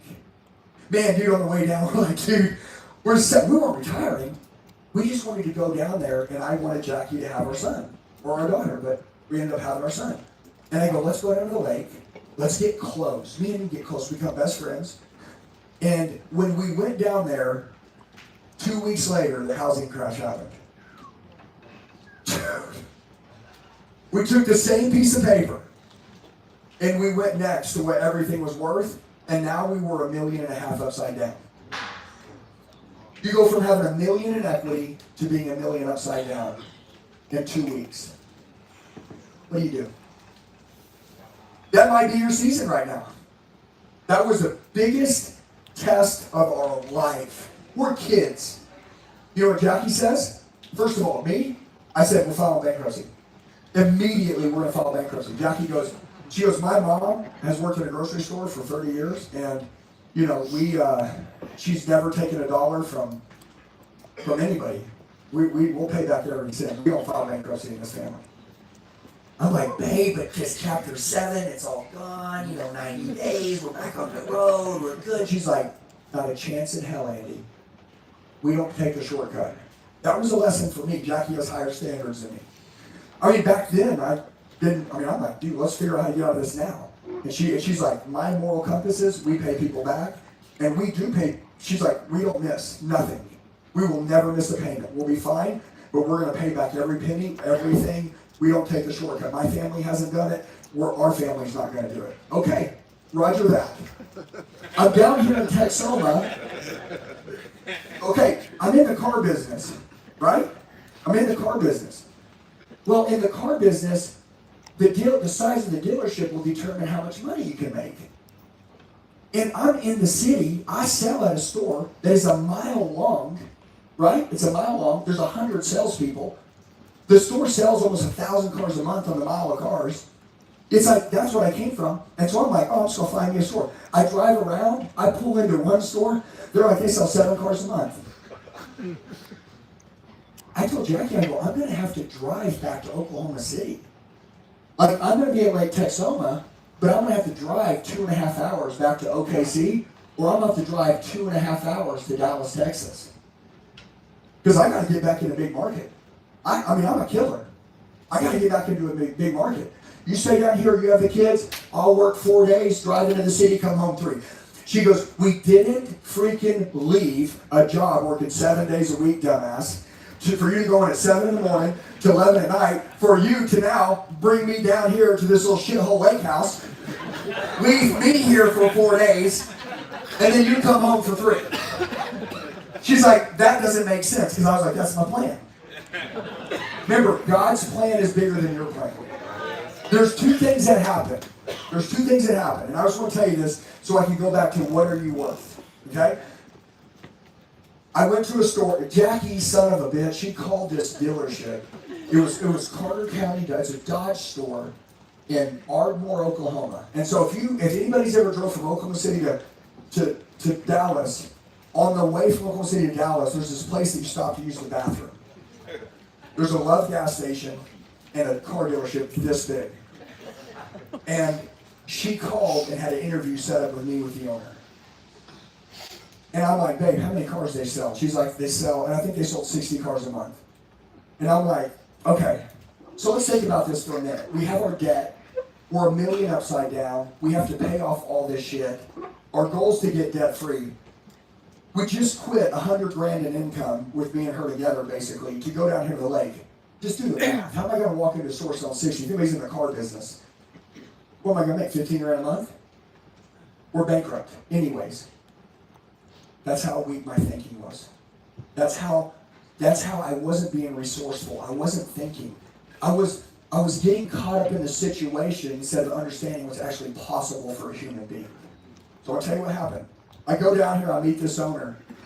I go back to Jackie. And Jackie's, again, she's the CEO, she's the wizard. She goes, there's this thing called Craigslist. This is 2008. And I don't get on the internet, so I have no idea what this is. And she goes, people post cars on here, and then people call them and they sell them. I want you to go work there, and I'm going to stay at home while you're there. And I'm going to take the inventory, and I'm going to black out the license plate so people can't see that that's the place that the car's at. And I'm going to post it on this thing called Craigslist. And I'm going to put your cell phone number on there. And Jackie started to move cars off the website to Craigslist. It's my first day. I walk into the store. They're like, yeah, we had one up yesterday. We had one customer in the store yesterday. I'm like, oh my God. I'm like, all right, phone's gonna ring. Someone's gonna walk in. And no, remember, use the bathroom in this town. So no one's there. And I'm a killer ready. Watch. Ooh, my phone's ringing. Hello? Yeah, I was calling about that vehicle I saw on Craigslist. Yeah, what's going on, dude? How you doing? I'm like, shit, babe, what'd you do? And she's like, I was posting cars on Craigslist for you. I'm like, is this real? This is like getting a phone pop in the store. I'm like, is this real? I'm like, babe, go psycho. So Jackie goes crazy. So watch how the dream works. This is a bittersweet situation. But the 9-figure company was built here. Number one, it showed us what was possible. I sold 80 cars a month, every month, out of that store. 80 cars a month. I was making more money in the store as a sales, and by the way, I worked 4 days a week. I was delivering 6 to 7 cars almost every single day that I was at the office. People came in, I had folders, jackets lined up, deals were already sold. I had it done. All the skill that I had learned in my life, I didn't know it would play out in this way, but Jackie showed me there was another way, and it was. Here's the crazy thing though. We were broke. And this was what I want to tell you. Jackie, she took all the credit cards, all the debit cards, everything, and she tore them all up. And there were rules for the first time in her life. She said, there's no stopping to get coffee. We don't eat outside of the house. For the next 2 years, which is what she said it was going to take. Imagine that. I want you to understand this. In the city, we bought everything. Pick up the tabs in the bar, run around, whatever, $5,000, watch this. It's all gone. I have worked so hard in my life to get out where I got rules I can't buy a fucking cup of coffee. Yes, if you want a bigger life, this is what it takes. It's a massive humbling. Now, to me, it's a stage of preparation. I know what you're building in your company. You're in a preparation hold right now. You're like, I know it's going to break. I know it's going to break. It is going to break. The question is, will you break? Will you break? Me and Jacqueline had so many fights. So many fights with me and her. Babe, I want a cup of coffee. I'm an hour drive from Lake Texoma back to the Ardmore. I'm like, because it still was a 45-minute drive to an hour to get to this little small town because there's only 1,500 people live in Lake Texoma. So I said, I got to get a cup of coffee. She goes, you get coffee before you leave the dealership. Yeah, but I want to stop and get one though. I wanted to buy something. All I wanted to do was freaking buy something. I don't know, do you guys know what I'm saying? Yeah. You just want to freaking buy something? Nobody lets you buy some shit, so you're like, I just want to buy something. My kids, they just want to buy something in the store. You know what I'm saying? They just want to buy something. I don't care what it is, they just want to buy something. Jackie's like, don't buy anything. I bought a cup of coffee one time, and I was like, dude, I'm going to show her. Like, who cares? She wore me out for weeks about that $1 cup of coffee. Do you know what she did? That discipline today built our discipline we have now. Another thing is instant gratification. I was the #1 salesperson in the company. Jacqueline, I had a $1,500 car. You know what it's like driving in, being the #1 salesperson, selling 80 cars a month? Man, most people in the world don't sell 80 cars a month. And I'm driving a $1,500 car. I'm bringing my lunch into the office. And by the way, all we ate was beans and rice. That's all we ate. Jackie can make beans 98 different ways. And it tastes really good. But that was all I was eating. People were making fun of me in the store. But I didn't care about what anyone thought about me. I just knew that was the play that me and her went. We spent 2 years paying off all of the upside down debt. Man, what a itch. Being #1, making a lot of money, driving a freaking beater car, not being able to buy anything. And once every 2 weeks, Jackie would be like, we're buying meat tonight. I'm like, oh my God, are you serious? And dude, we were eating like, I was like double chewing the food. Guys, ask my wife, she will tell you this is true story. No one knew we were going through this. Can I please tell you something? Jacqueline's family, they think that I'm like Jesus. She's never said anything bad about me. Me and Jacqueline have been in horrible fights. Horrible fights. She's never said one bad thing. I never told anybody about our situation at home. We needed to go through that. How many of you in here right now, you got something going in your life and all you want to do is tell someone else about how rough it is with you, what you got going on? Guys, that is made for you. That's made to be a part of your journey and a part of your story to get through. Okay? And so our 9-figure business here was built during 2008. 2 years of being #1, but driving the shittiest car in the lot. The detailer drew a nicer car than me. Bringing my own lunch every day to work.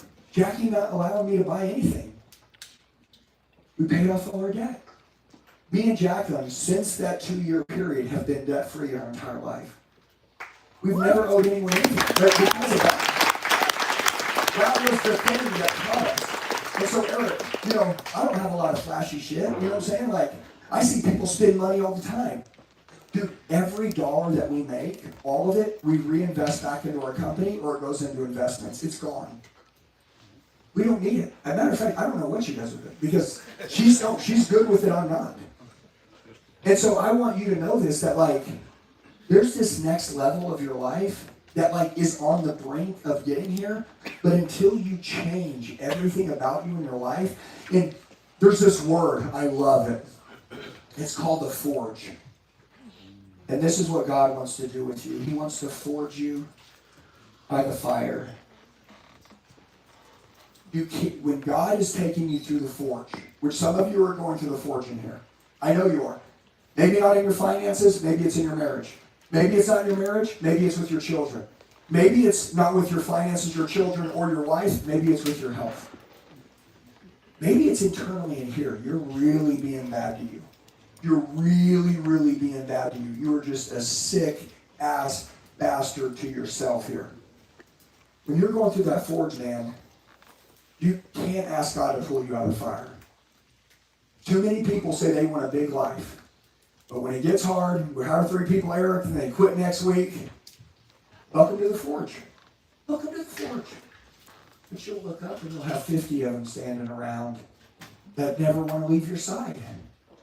That's the forge, guys. That's why you have to. When I say you want to build a big life, which is probably the most valuable thing you've ever learned from me, because I just told you how we built the Elliott Group.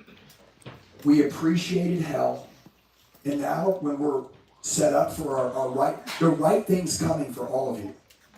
You don't have to wonder what's next. You just have to change your life. Trust me. One handshake could change everything in your life. You have no idea. God can walk someone right across your face right now. The guy's in here working his freaking tail off. He's like, in my job, I can only make 120 grand a year. You don't understand. Shut the hell up.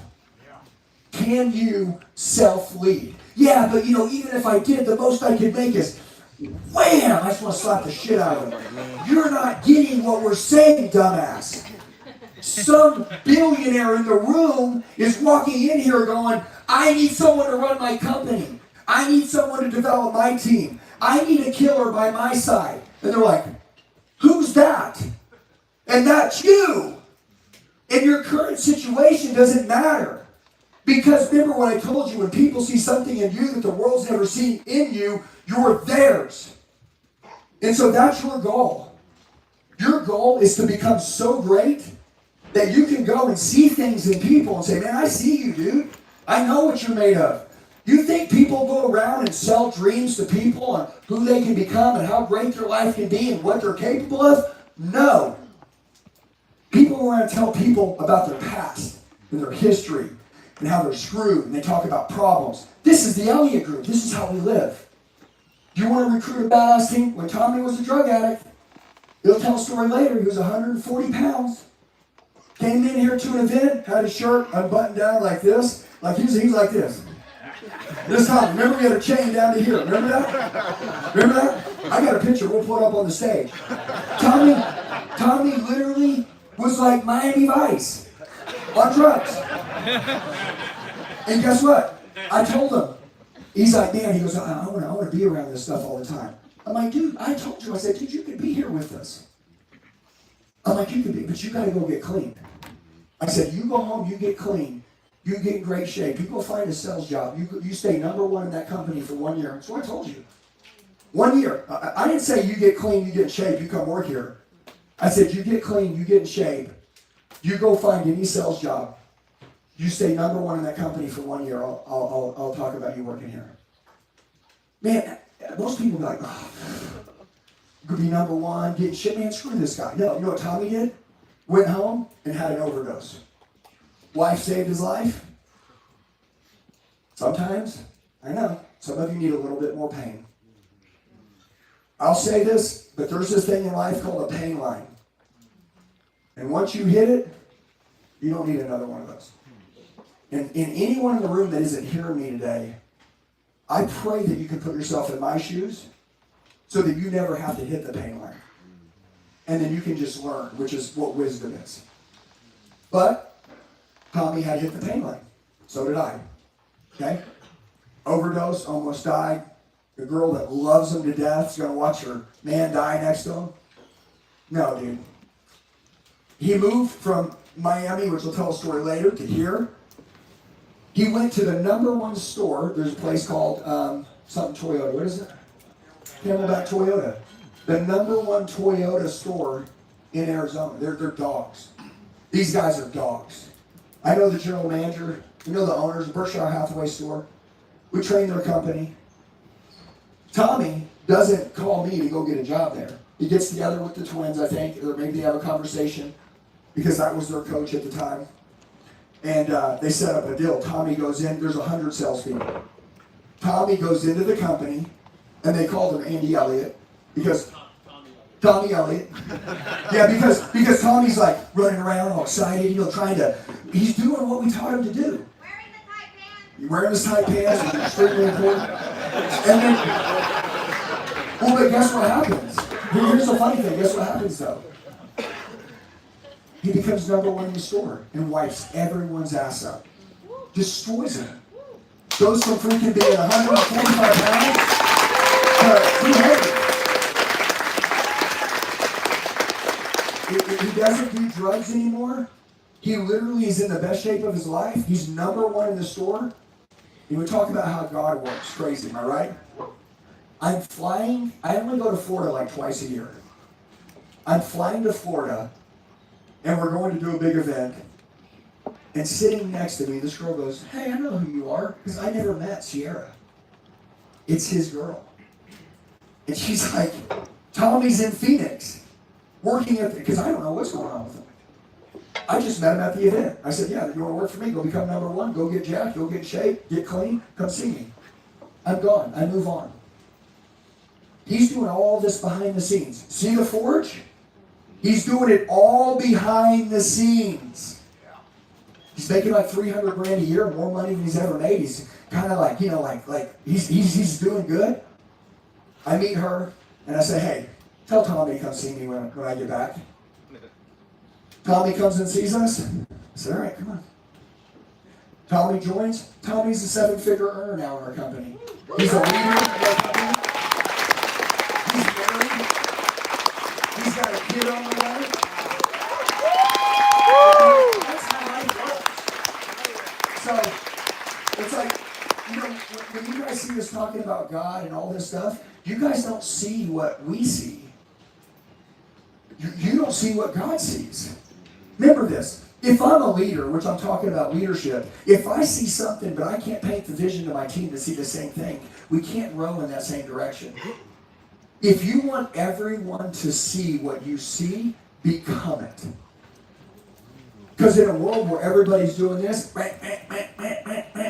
they're just running their mouth, you're actually living proof. And the cool thing is, I don't want you to be broken, but if you're messed up in here, if you've really screwed up, if you've done some stupid ass shit, dude, you're so powerful, because when you can show somebody what your dumbass used to be, or used to look like, or used to operate, and you can be this thing now, people are like, "Dude, how can I do that to my life?"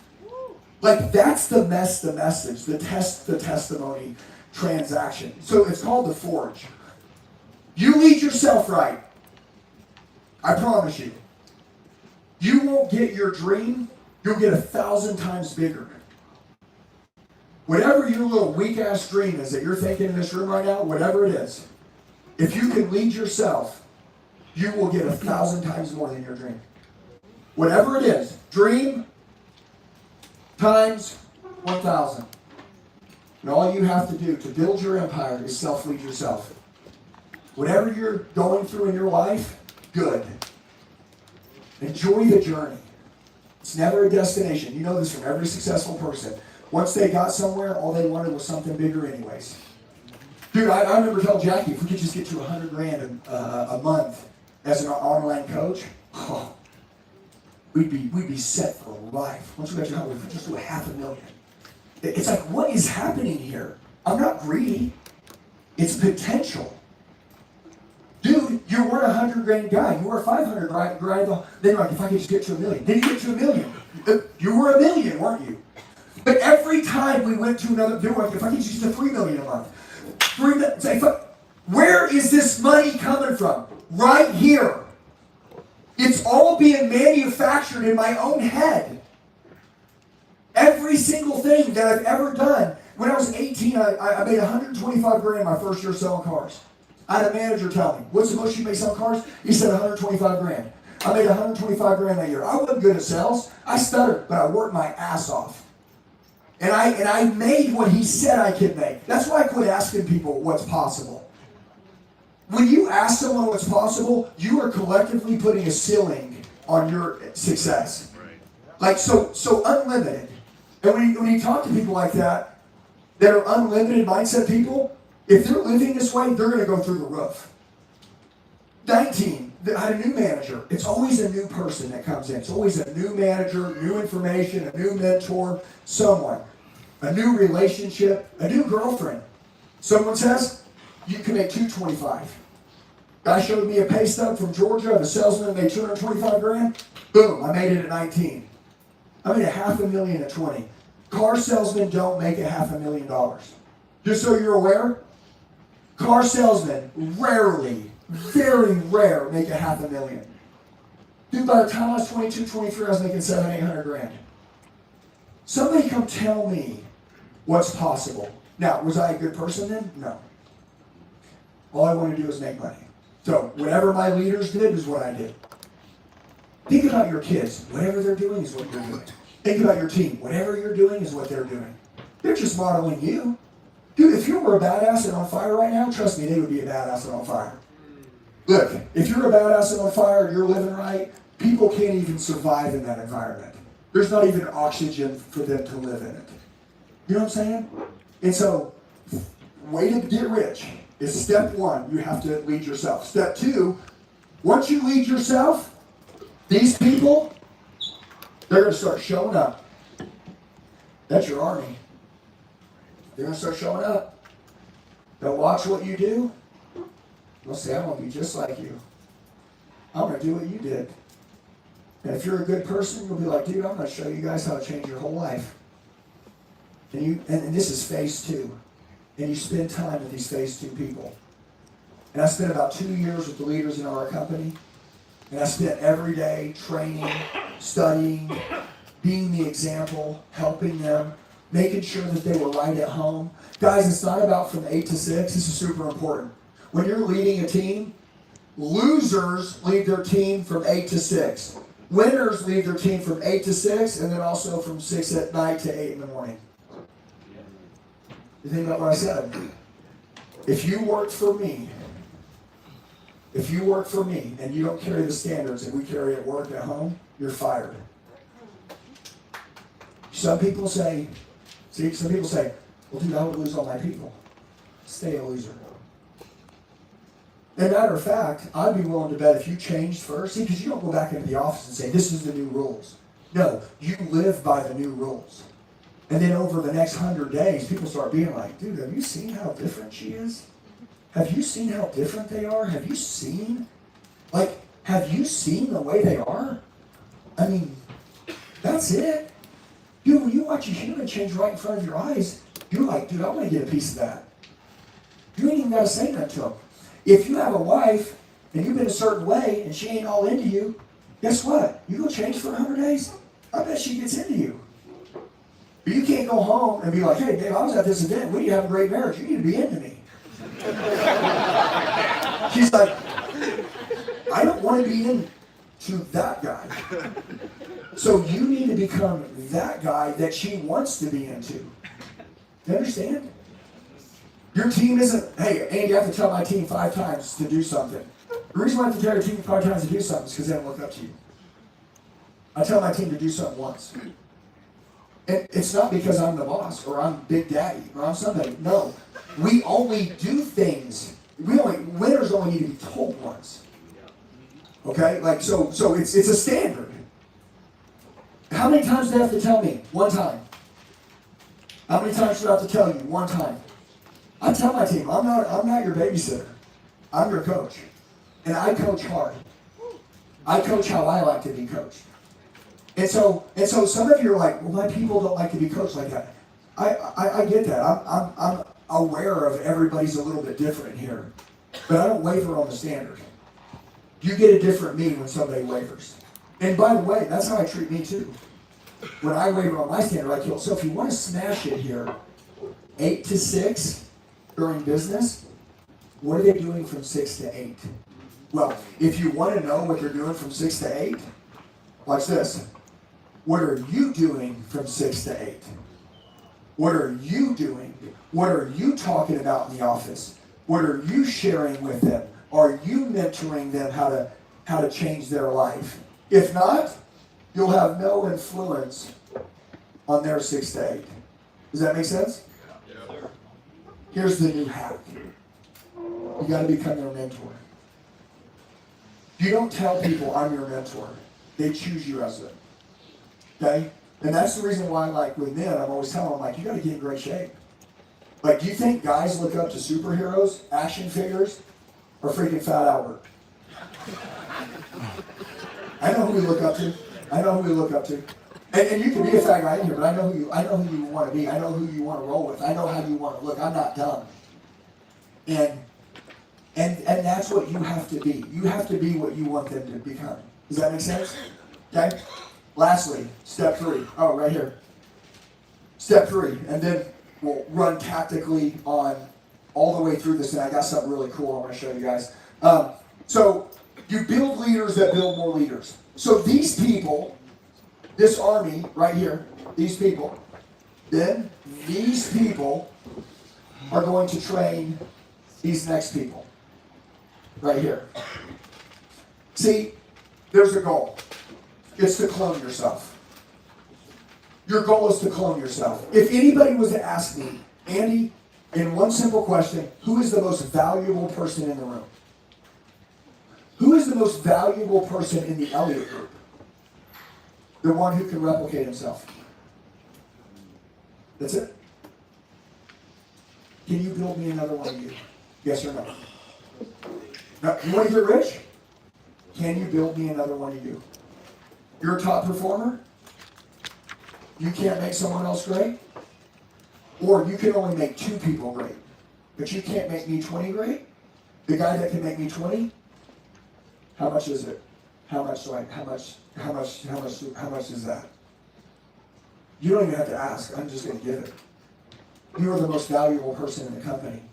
When my wife talks about leadership training, the people in the company that want to be the most valuable to me and Jacqueline, they are sitting there glued to everything she's saying because she's giving them the recipe to where her heart is, to where she wants our company to go. And so when she's talking, if you really wanted to be valuable, if you really wanted to make a lot of money, if you wanted to be more than just a producer, okay? Remember, there's producers and then there's replicators. Remember, who's most valuable? A producer is a person that produces a lot of money. We love you. No, I love that. I love producers. We need producers. See, the thing about a top producer is selfish. And they need to be. If I produce, I'm a top producer because I am selfish. I am watching my numbers. Does that make sense? So the hardest thing is now follow me. Understand why the most valuable person in any company. So if you're a business owner in here, you're like, I've got to find, well, number one, you need to know how to clone people, but you need to find someone that can clone people. You clone someone who can clone the rest. Now you're a business owner. Now you're not an employee anymore. That's the game. But if you can produce, the hardest thing that you have as a top producer is staying on top and realizing that you have never made it. Top producers, at some point, they believe they made it and they stop learning, and then they start going backwards. And so the hardest thing for a top producer is for them to keep their edge, for them to keep their chip, because everybody's running around saying how good they are. The worst thing you could do is hand a person, a $200,000 check for a month, and then them go home and then be like, oh shit, I got to do that again. Dude, top producers, that's where they start struggling. How do I do that again? And then when the money isn't coming in, or their deals aren't coming in fast, or their pipeline starts to empty out, then they're like, oh shit, how am I going to get back to that? Then they're like, everybody's noticing, oh my God, wait a minute, I smoked everybody last month, I was up here, now I'm in the middle of the pack. And they start getting in their own head. Why does boredom beat everybody? Because habits ultimately win. If you're a top producer, the greatest thing you could do is figure out what you do to have your best day. Go back over the last 90 days. In your mind, right now, last 90 days. What was the day that you made the most money, you were the most happiest, you loved yourself the most? What did you do on that day?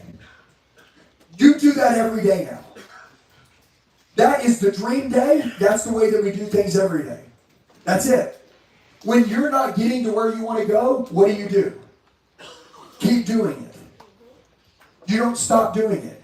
And so what happens is people start doing something. I made some money. It was cool. I'm doing this. And then I'm like, oh shit, it's not working now. But then I'm like, oh, but that guy's doing that. Let me go do what he's doing now.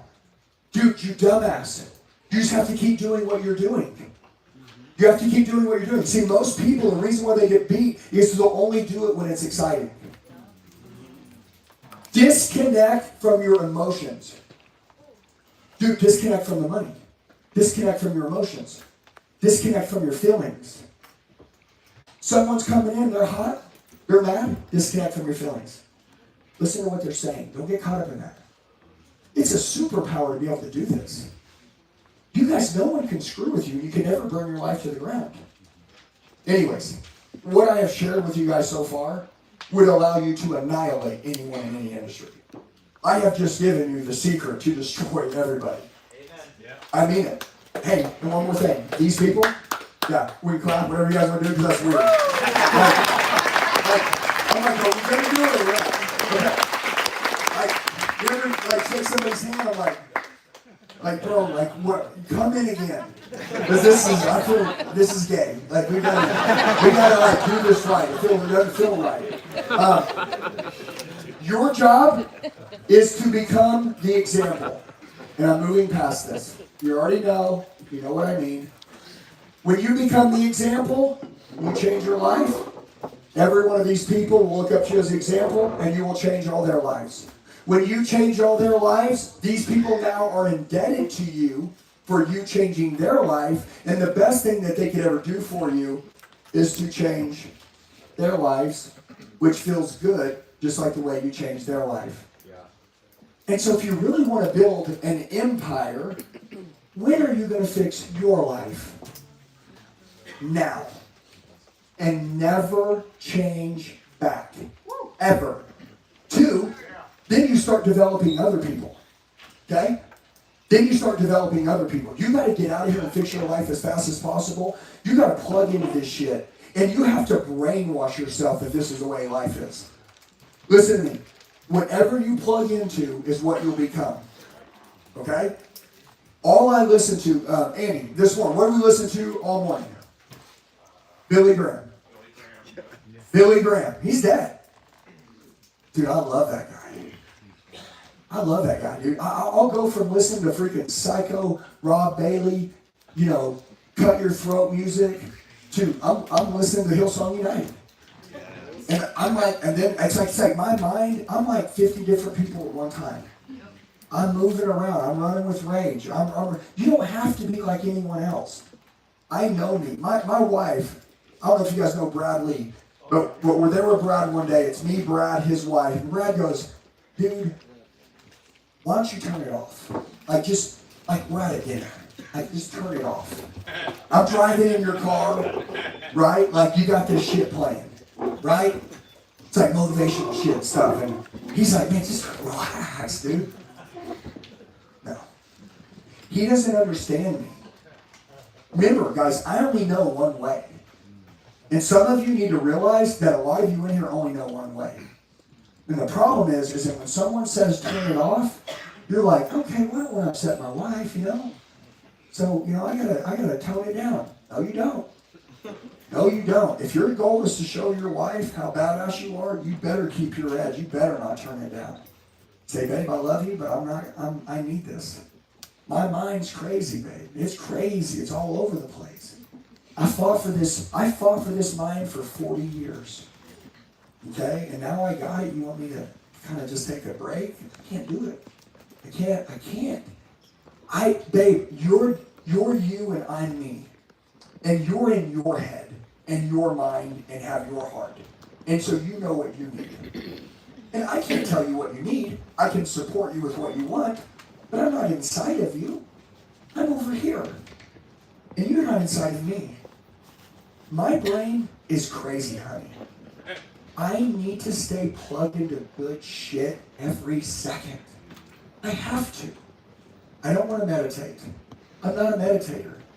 I'm not silent. I'm in the gym. I want pain. I don't want silence. I don't want to rest. If I'm not doing anything, I gotta start studying. I don't want to lose my edge. And some of you guys, you resonate with me. Jacqueline isn't that way all the time. She likes rest. I don't like rest. I really don't. It's not very good for you. I get it. I wake up, guys, build such a beautiful life you never want to escape from it. Be so proud of yourself, you're not trying to escape into anything. I don't want to escape into alcohol. I don't want to escape into doing anything. I love everything that's going on in my life.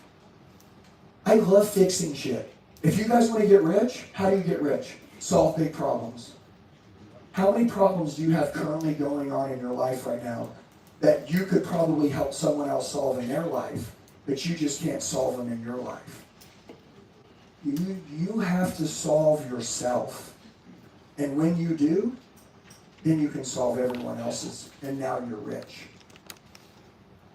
Okay? That's the goal. And listen, the pretend bullshit, running around like stuff's okay when it's not, that stuff has to end. We got to start facing our problems. We got to start facing them. We can't be cowards anymore. Okay? And so, this is the plan, how to build an empire. You guys clearly see what was important to me. Remember this? Achievers get exactly what their potential is. This is my potential, and you hit it. Good job. That's still poison. I don't want anything to do with that. Underachievers, here's your potential. You ever had somebody in your office, and you're like, their potential's here, but they're hitting less? That's an underachiever. You know, that's an underachiever. And by the way, like, they have to fix themselves. I can't make anyone want it unless I leverage something against you. You know?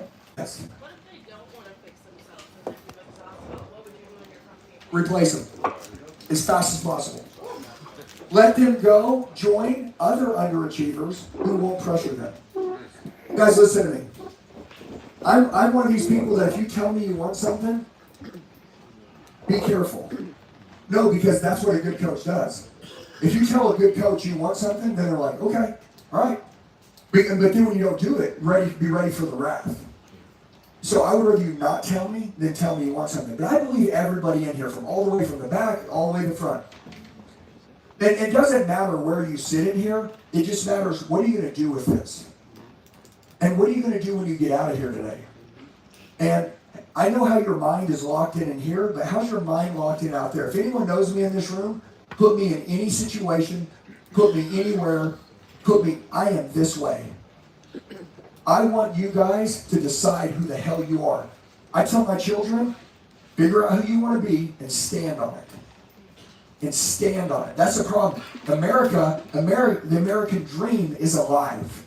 It's real. The American dream is real. It's really happening right now. And there's a lot of people that don't care about it anymore. And we gotta, number one, when we change our lives, those people will rise up.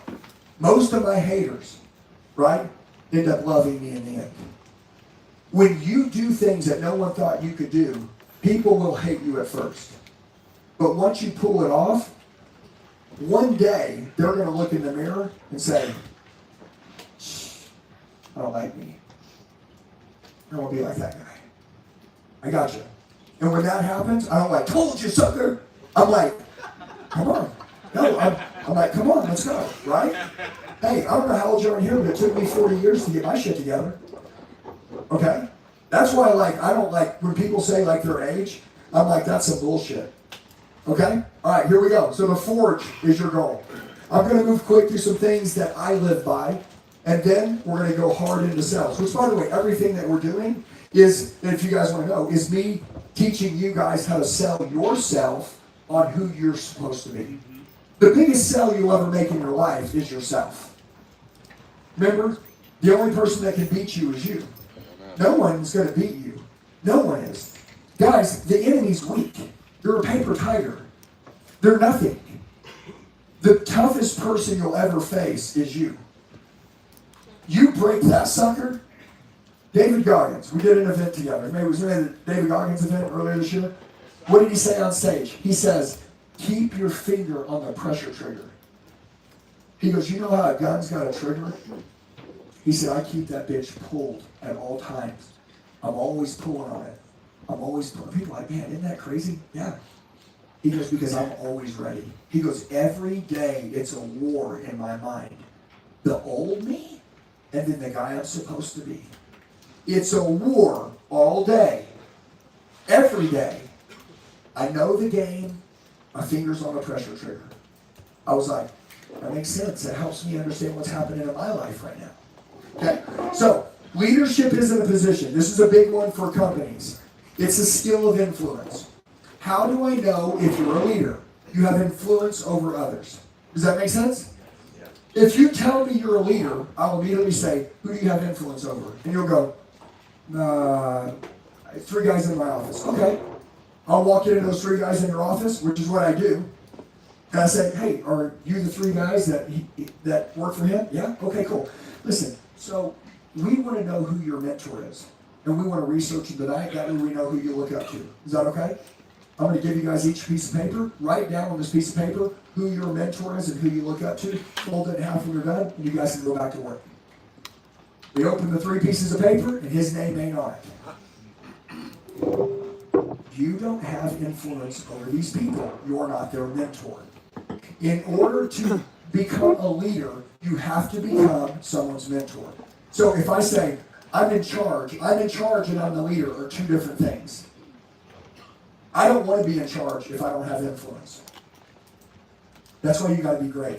That's why you guys have to be the greatest thing they've ever seen in their life. You have to be. You don't have a choice. Who are you competing with? Social media. Who are you competing with your children? Social media. You know, I'm 46 years old. Every single day I walk into the mall. 500 kids will come up to me. They're 18 to 25 years old. I'm 46. And they say, hey man, Dad, this is the guy I was telling you about right here. This is the guy I watch every day. I look up to him. This guy's a badass. Love his shit, man. And I'm like, your dad should be doing this. Your dad should be doing this. That's dad's responsibility. I'm at a water park with my kids. I'm in great shape. I see a lot of dads running around, and the kids are like, Dad, look at that guy. Dad, look at, and I'm like, no, I'm not being interested. I'm like, come on, Dad. Like, come on, like, what are we doing? I changed. I damn sure don't have genetics. Just so you guys are aware, my sisters are like 350 to 450 to 500 pounds. Damn. You guys think I got genetics? Shit. Dude, I am a fat person walking around right now. I'm not even joking. Internally, I want to eat everything. But do you know what I know? I know discipline. Discipline is the building blocks to everything in your life. If you want to change your entire life, you have to become psycho-obsessed with discipline. And when you do, most people won't like it. They'll be like, dude, your discipline is getting annoying. Good. Don't be around me anymore. No, because when you're around me, which are the right people, I'm like watching you be disciplined. I'm like, dude, I love that shit. Yes! Dude, you're inspiring me to even go to another level of my discipline. What circle? Are you in a circle or a cage? You've heard it. If you're the best in your circle, most important thing, if you're the best, if you're the top in what you're doing right now, you need to find someone that is way ahead of you, that actually gives a shit about you, that will push the hell out of you. And you find that person and you say, how can you mentor me? I want you to beat the shit out of me. But a good mentor, if you say, I want you to beat the shit out of me, change my life, totally recreate me and all that, the minute you stop is the minute they say, you're a liar.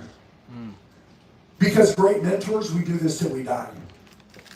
Like it is what we live for, changing our life and changing others.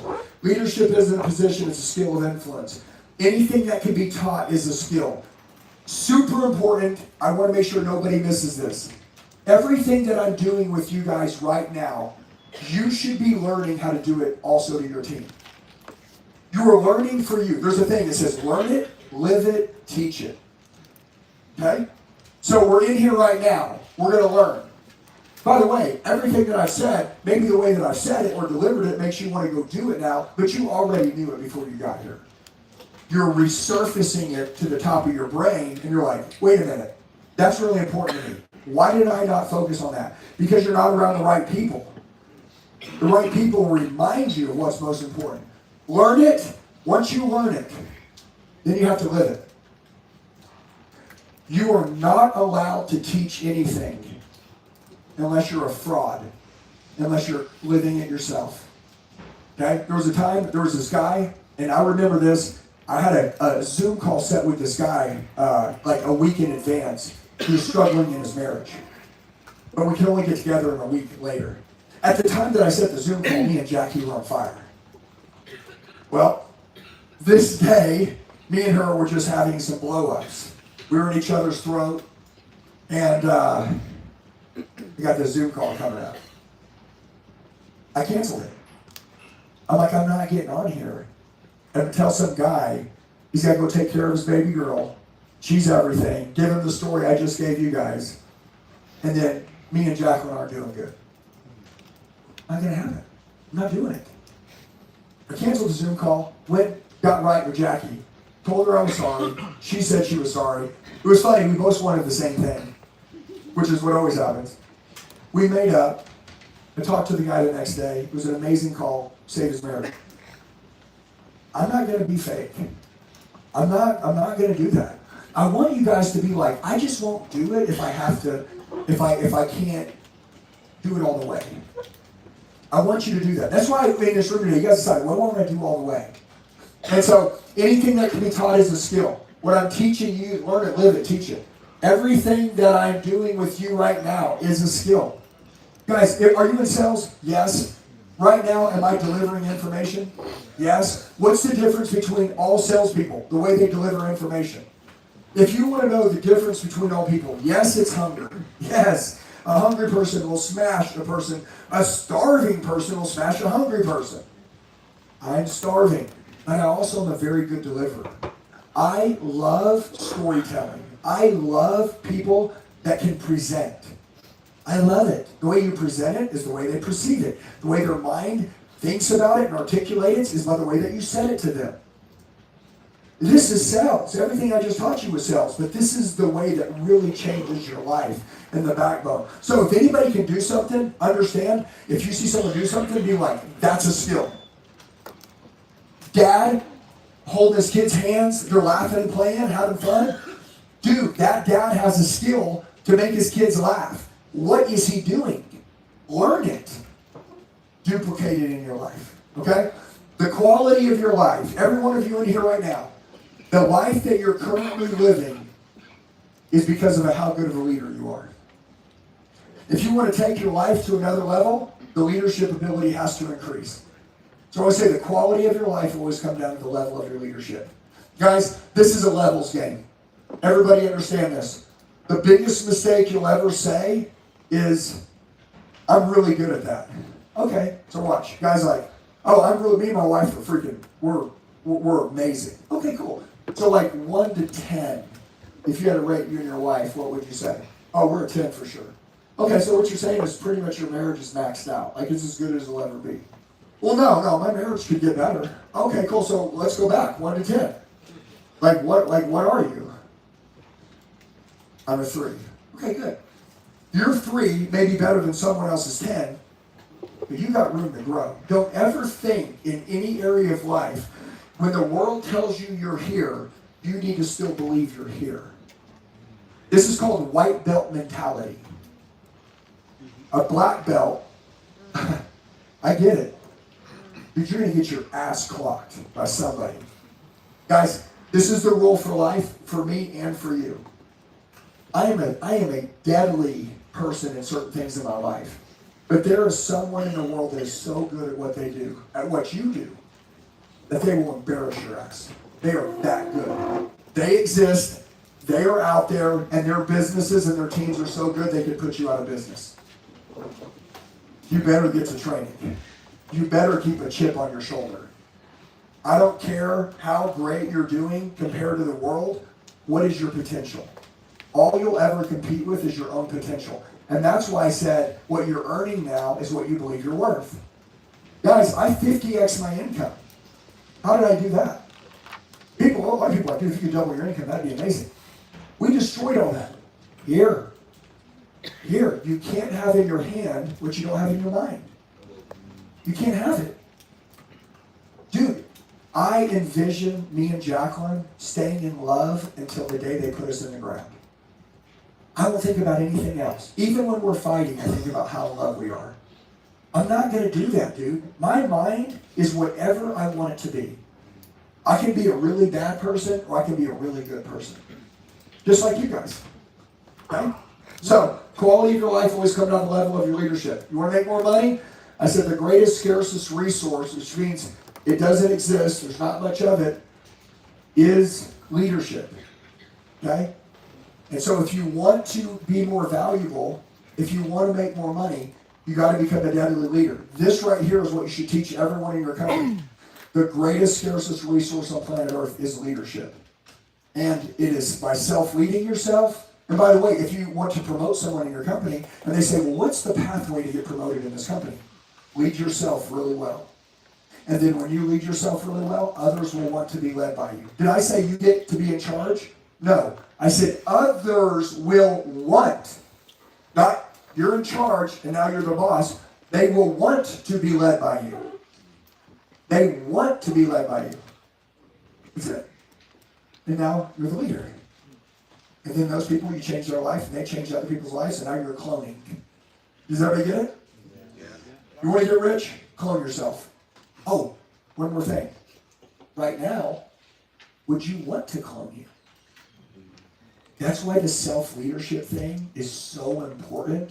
Because some of you, you're going to get out here and you're like, dude, I'm going to clone myself. I'm like, hold up.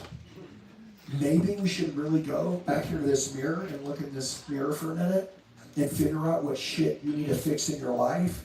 And then let's come out here and then let's clone.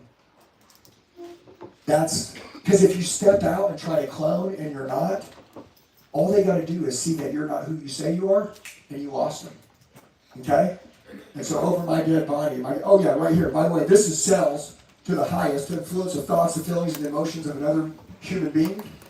That is being a closer, but that is being a leader.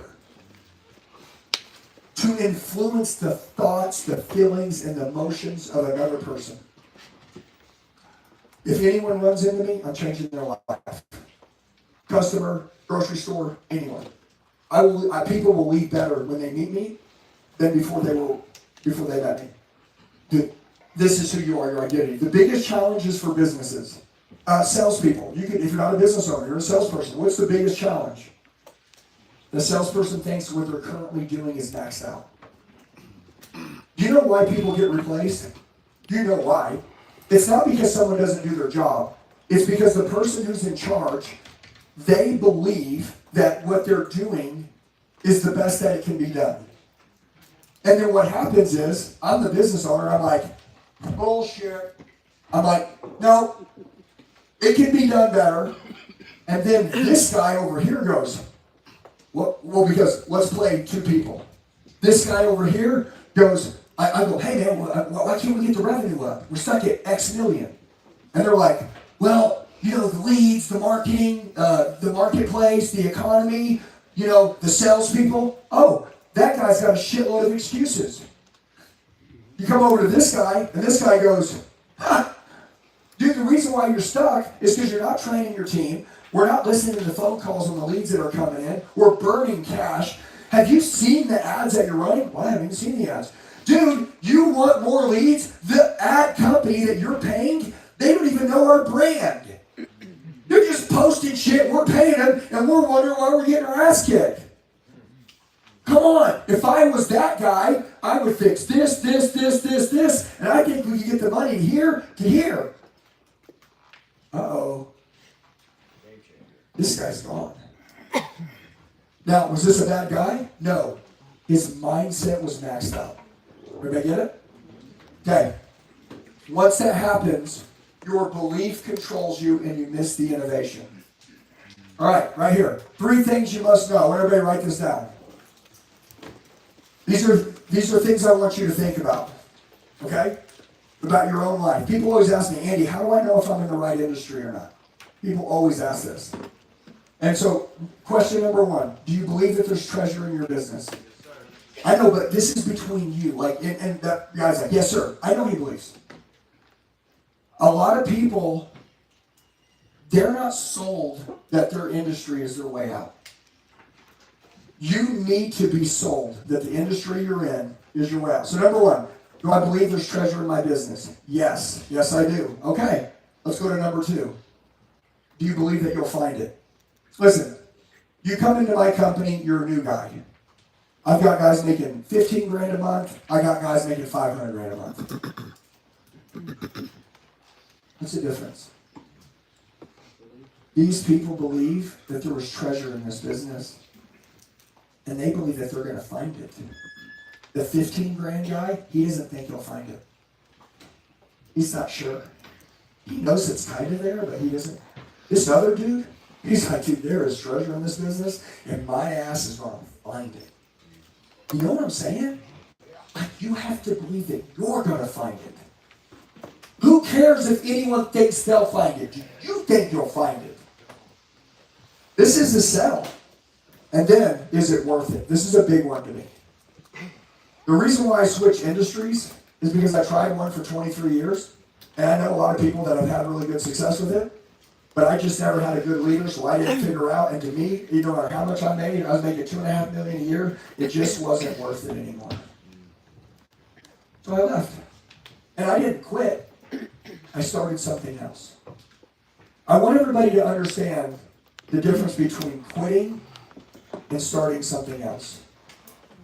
I know a guy right now that's had a gym since he was 25, and he's 33 years old. He's tried so hard to make this gym profitable. He's tried for 8 years. Blood, sweat, and tears, and almost killed himself. His marriage is hanging on by strings. They're working from 5 in the morning at the gym to 9 o'clock at night. They're depleted, as Jackie would say. I said, bro, you know it's 2026, right? Like, they're doing all this for about 8 grand a month. I said, dude, you know you could be an online fitness coach, right? Not have a brick and mortar building, not have the expenses, not have the employees, not have the gym equipment, not have anything, and you could probably make 8 grand a day. You didn't hear it. He wants to keep doing what he's doing. He won't get out of his own way. It is not worth it. What he's doing isn't worth it. But his wife, she's pulling the sirens. She's saying, we need help. Hopefully, he'll look in the mirror and go, okay, I have to change something. So, is there treasure in his business? He believed there was. And that's why he stayed in for 8 years. Okay? Did he believe that he would find it? Clearly, because he doesn't give up and he gives everything that he has. But the question is it worth it? It's not worth it. It's not worth it. Guys, it's not worth it. The goal in this room is to get it all. Okay? If whatever you're doing doesn't give you time with the people that you love, okay? For 23 years, I missed every funeral. I missed every birthday. Every one of them. I missed everything. Okay, cool. You don't have to live in a black hole like me. I'm glad I did, because now I'm really grateful for the life that I have now, and I'm so pissed off because I never had a leader. If someone would have stepped up and came into my life like what I'm doing with you guys when I was 25 years old, my life would have been different way earlier. I was so influenceable. but I just didn't know what to do or who to learn from. And the problem is, this is why it's so good to go outside of your industry.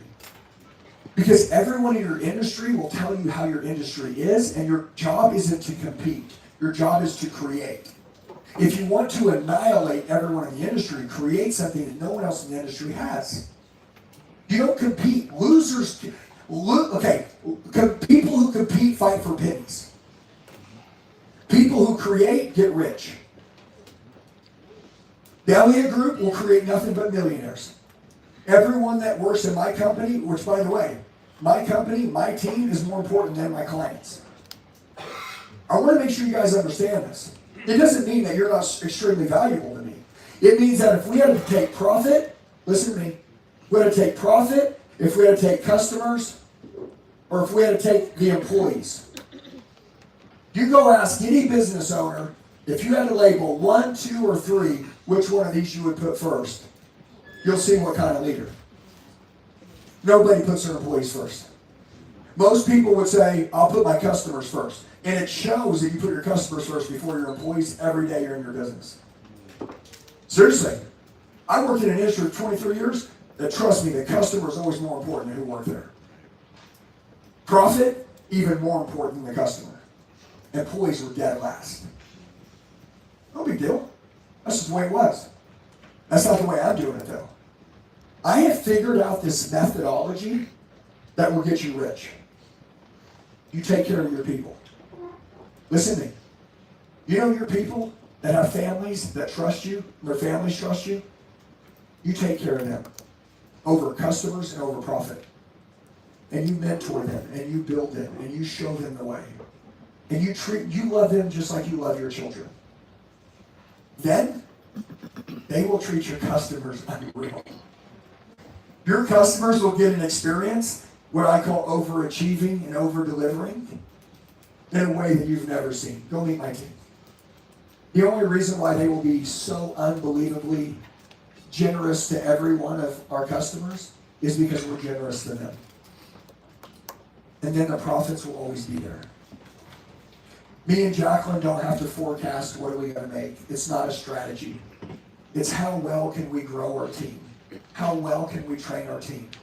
Look, and even another deal, that you take price, product, customer service. If you were to say, what would make me the most money in 2026? If I focused on my product, making it better, if I focused on my price, maybe get more competitive in the marketplace, or if I focused on my customer service.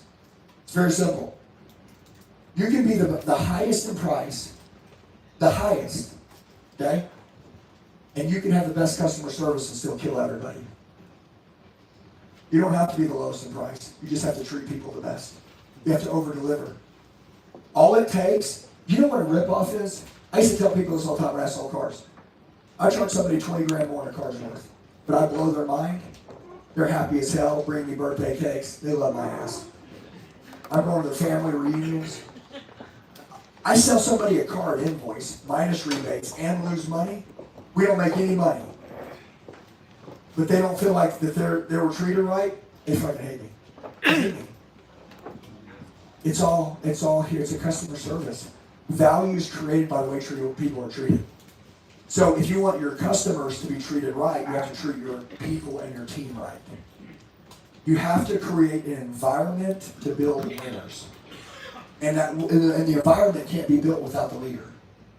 Because the leader builds the environment. What the leader is what the environment becomes. Okay? And then is it worth it? Is it worth it what you're doing? To me, a lot of you have all three of these right here. You don't need to go do something different. You need to go do what you're doing now differently. A lot of people are like, Andy, after listening to you all day, I think I'm going to start my own business. You missed it, dude. You missed it. You're going to go back to your industry and you're going to do what you're doing now and just do it differently and be the best and kick everybody's ass and win and create. That's it. And if you do that, you destroy it. Changing the psychology of the leader will change the business faster than anything else. Not AI, not tools, not freaking inventory. Nope, it's right here. If you can't get a hold of this on somebody, the company will never change. It'll never change. That's the number one way. And leaders live for a bigger vision than themselves. It's not what can you get, it's how can you help your team get what they want to get. If you can help them do that, remember, your dream has to be big enough to hold all their dreams. Okay? And if it's not, they'll go find someone who will. All right, 3 things really quick. I got 2 things I want to show you something. Number 1, these 3 things we talked about all day long, right here. Belief, identity, and perspective. What do you see? Some of you need a new pair of lenses. Some of you need new eyes. You really do. You need new eyes. If you're not getting what you want in life right now, it's because you can't see it. It's right in front of you. You want to make money? There's trillions of dollars floating around. Bet against me. There's trillions of dollars. Not even millions, not even billions, trillions. If you can't get your hands on income, it's because you can't see it. There's buckets of cash everywhere. Can't you see them, guys? Can't you see it? Your mindset, okay? Your identity, who do you think you are? Dude, I run around like I'm a freaking legend and a superhero, whether anyone thinks it or not. That's how I believe. I don't care. Dude, listen to me. You want to be great? Stop giving a shit about what other people think about you. I mean it. They don't give a shit about you. You know what's funny? Every one of you in here that's thinking about what someone else is thinking about, they don't give 2 shits about you. Matter of fact, they're just wondering what you think about them. It's all here. Listen, guys, I get made fun of on social media like crazy. You know what? My goal when I got online was to get attention. You say, Andy, what was your number 1 goal? Yeah, it was to change people's lives. But in order to change more people's lives, I needed to get more attention. I want you to listen to what I'm about to tell you. It's very important. I decided what I wanted to stand on. And then I stood on it. And then I decided I'm not just going to stand on it and be one of these people that has something to stand for, but they don't open their little bitch-ass mouth. And then I decided that I'm going to open my mouth and I'm going to be polarizing. Which means I'm going to scream it down your throat. And who am I looking for? My people. I'm not looking for everyone. Listen, let me explain this to everybody in the room. You're not looking for everyone. You're looking for your people. Let's go. That's all you're looking for. That's right. Just, that's it. There's 8 billion people.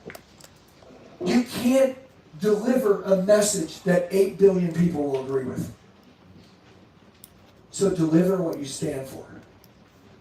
Your people will show up. People say, Andy, I can't recruit the right people because people don't know what you stand for. You're making it hard for me to select you as someone. And you're not standing out over everyone else either. I said the word polarizing, which means be unapologetic. Okay, what does be unapologetic mean? Look, I love my wife. Every day people they have the funniest jokes in the world, how much I love my wife. You know, he's whipped, he's this. It's my baby girl. I get it, you don't value your family. Okay, what's funny is one day, the way marketing works, just so everybody's aware, it's the right message at the right time to the right person. That's what marketing is. And so, when I'm talking online about something, and some guy just went through something like really hard in his life, it might go, oh my God, like dude, like that's my underdog, that's my comeback message. I need that. I'm reaching out. This is my way out. But if that guy is cashing checks, having the best day of his life, and he's making money, and he's like, dude, this guy right here is talking about his wife all the time. What a weenie. Well, behind the scenes, his wife's getting silent. She's actually, he told her that, babe, you're nagging me. So she's not nagging him. She shut up. Now she's quiet. She's on her way out. They got 3 kids. He has no idea what's about to happen. He's gonna come home one day. She's gonna have the shit packed, and she says, "We're out of here." And by the way, The kids are coming with me. And you're like, well, hold on. Nope. That thing has to happen. The pain line gets hit. And then he watches the message. And he says, man, if I would have just treated my girl better, I wouldn't have had to go through all this. Yep. Right message to the right person at the right time. Maybe today you don't need the message, but keep preaching it, because one day those people will need it. We'll all need it, even me at some point. We all need it. So, belief, lastly, what is your belief? What do you believe is possible? Remember, what you're earning now is what you believe that you're worth. No one's screwing you. Up your value of yourself. What's the number one way to find yourself to be more valuable? By studying and self-developing yourself, and by getting your ass in the gym and eating good food. You do those two things over a period of a year, the compound effect of that is pretty insane. Test me, okay? And then identity, obviously. I said, whoever you believe that you are is who you are. Doesn't matter what anyone else thinks you are. This is the last thing I'm going to show you guys something really cool with sales. So there's, which I'm going to show you guys in a minute. Who's ever, anybody ever read this book, the Book of 50 Closes? You ever gone through and read it? Okay. What I'm really good at is I'm really good at setting a frame when someone's stuck. So you can talk about sales like what's your script. I'm not going to do that with you. What I know is that if you have a good product, if you guys have a good product and it helps people, then it's disrespectful not to sell it. But sometimes people have false limiting beliefs. Like, maybe it won't work for me. Maybe they tried it before with someone else and it didn't work that time, and so that they think this is the same time as last time. You have to get through that. Does that make sense? Maybe they're getting an estimate and then they want to get 2 more estimates because before they bought on the first estimate and they found out they could have got it cheaper afterwards, so now they have to get 3. I don't know. Maybe they think it works for other people, but it won't work for them. Right? Like, I'm like, yeah, let me show you. I got these guys ripped. I sell a fitness program. Look at this. I got these guys ripped. And you're like, yeah, I still don't know if it'll work for me. But how do you get through that? Wordplay. You guys have to become deadly and dangerous with your words. Words, listen to me, don't miss this sales part. Words are godlike. They are God-like. When you speak, people's minds will imagine what is or isn't happening if you're great. And so when I tell people, if I could just close my eyes and I could talk to someone and all they have is my words and the way I delivered the information, they could see in their mind what I see just by the way that I'm using my words. It's called wordplay. The way you play your words. Have you guys ever turned on a motivational video, like a YouTube video, and like the whole video, you're like, oh my God. Like this thing is like moving you to another state. Every word's lined up perfectly. You ever seen it? You're just like, maybe you have it saved on your phone and you just like, that's the video you watch every morning in the gym. You know, Andy Gunning was telling me every morning I listen to the same video in the gym. I listen to it. I'm like, the same one? He's like, yeah, the same one. Someone did such a good job putting those words together that literally it runs him where he is to where he wants to go. It takes him there. I created this book for me. I didn't create this for everybody else. But I learned over internally training my team on this, that this book that I'm holding, if any one of you in here, which this is a challenge, have the courage to even memorize half of the book. If you can memorize half the closes in here, no one could escape it. The way that I use my words in this book are so deadly and so dangerous, and they can be interplayed in any company. Little word switch here, little word switch there, deadly. That's where it's used. When people get stuck, that's when the closing starts. Closing someone isn't the sell. This close starts when people get stuck and they're like, well, I don't know, I think I want to think about it. Boom. I don't know. Whatever the objections are in your industry, you got to be deadly at this. Okay? My team, if somebody comes to work for me, I'm going to explain for 20 seconds. Andy, I want to come work for you. Cool. They go through a 2-week training system. For 2 weeks, they learn every single product in our company. They understand what we do, why we do it, and everything. Then, the last part of the training is memorization. What's that? You're not allowed to touch a telephone or talk to a customer until you memorize the language that we use in our company. Stop hiring people until you build you a badass onboarding system. They'll never make it. People say, how do I build a team like yours? Raise the standard before they start. Before anyone's allowed to talk to a single customer, they have to go through all 50 of these closes with one of my leaders. Hey man, I'm the best, bro. Put me on the phone. It's not going to happen. Not going to happen. You're going to go through the training because I need you to be a product of the product and understand what we do. Then you're going to memorize this book. I kind of know it. Not going to work. Listen, everybody understand this. I build elite closers and salespeople and leaders. Elite means I don't kind of get it. Look, here's how I am. If you say something to me, and I'm like, ooh, that was good. I write it down word for word how you said it, and then I memorized it word for word how you said it to me, because the way you said it to me moved me. So why would I kind of get it down? Why would I learn exactly the way you said it to me, which means I can use that same weapon that way?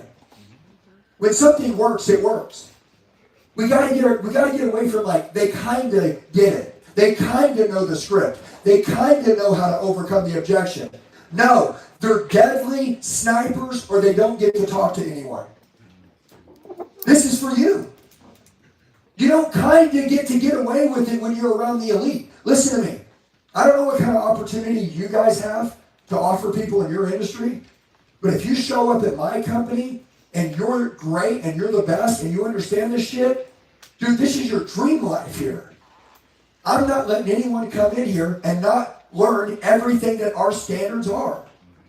Draw a line. So if you're in a company, if you're a salesperson and you're in a company, you need to freaking write down what are the 5 objections you have in your industry and what are the 5 ways to close that objection in 5 different ways and memorize it word for word. Every one of them. And so I'm going to show you guys in a minute how I train my team, and let me show you how brutal I am with my team.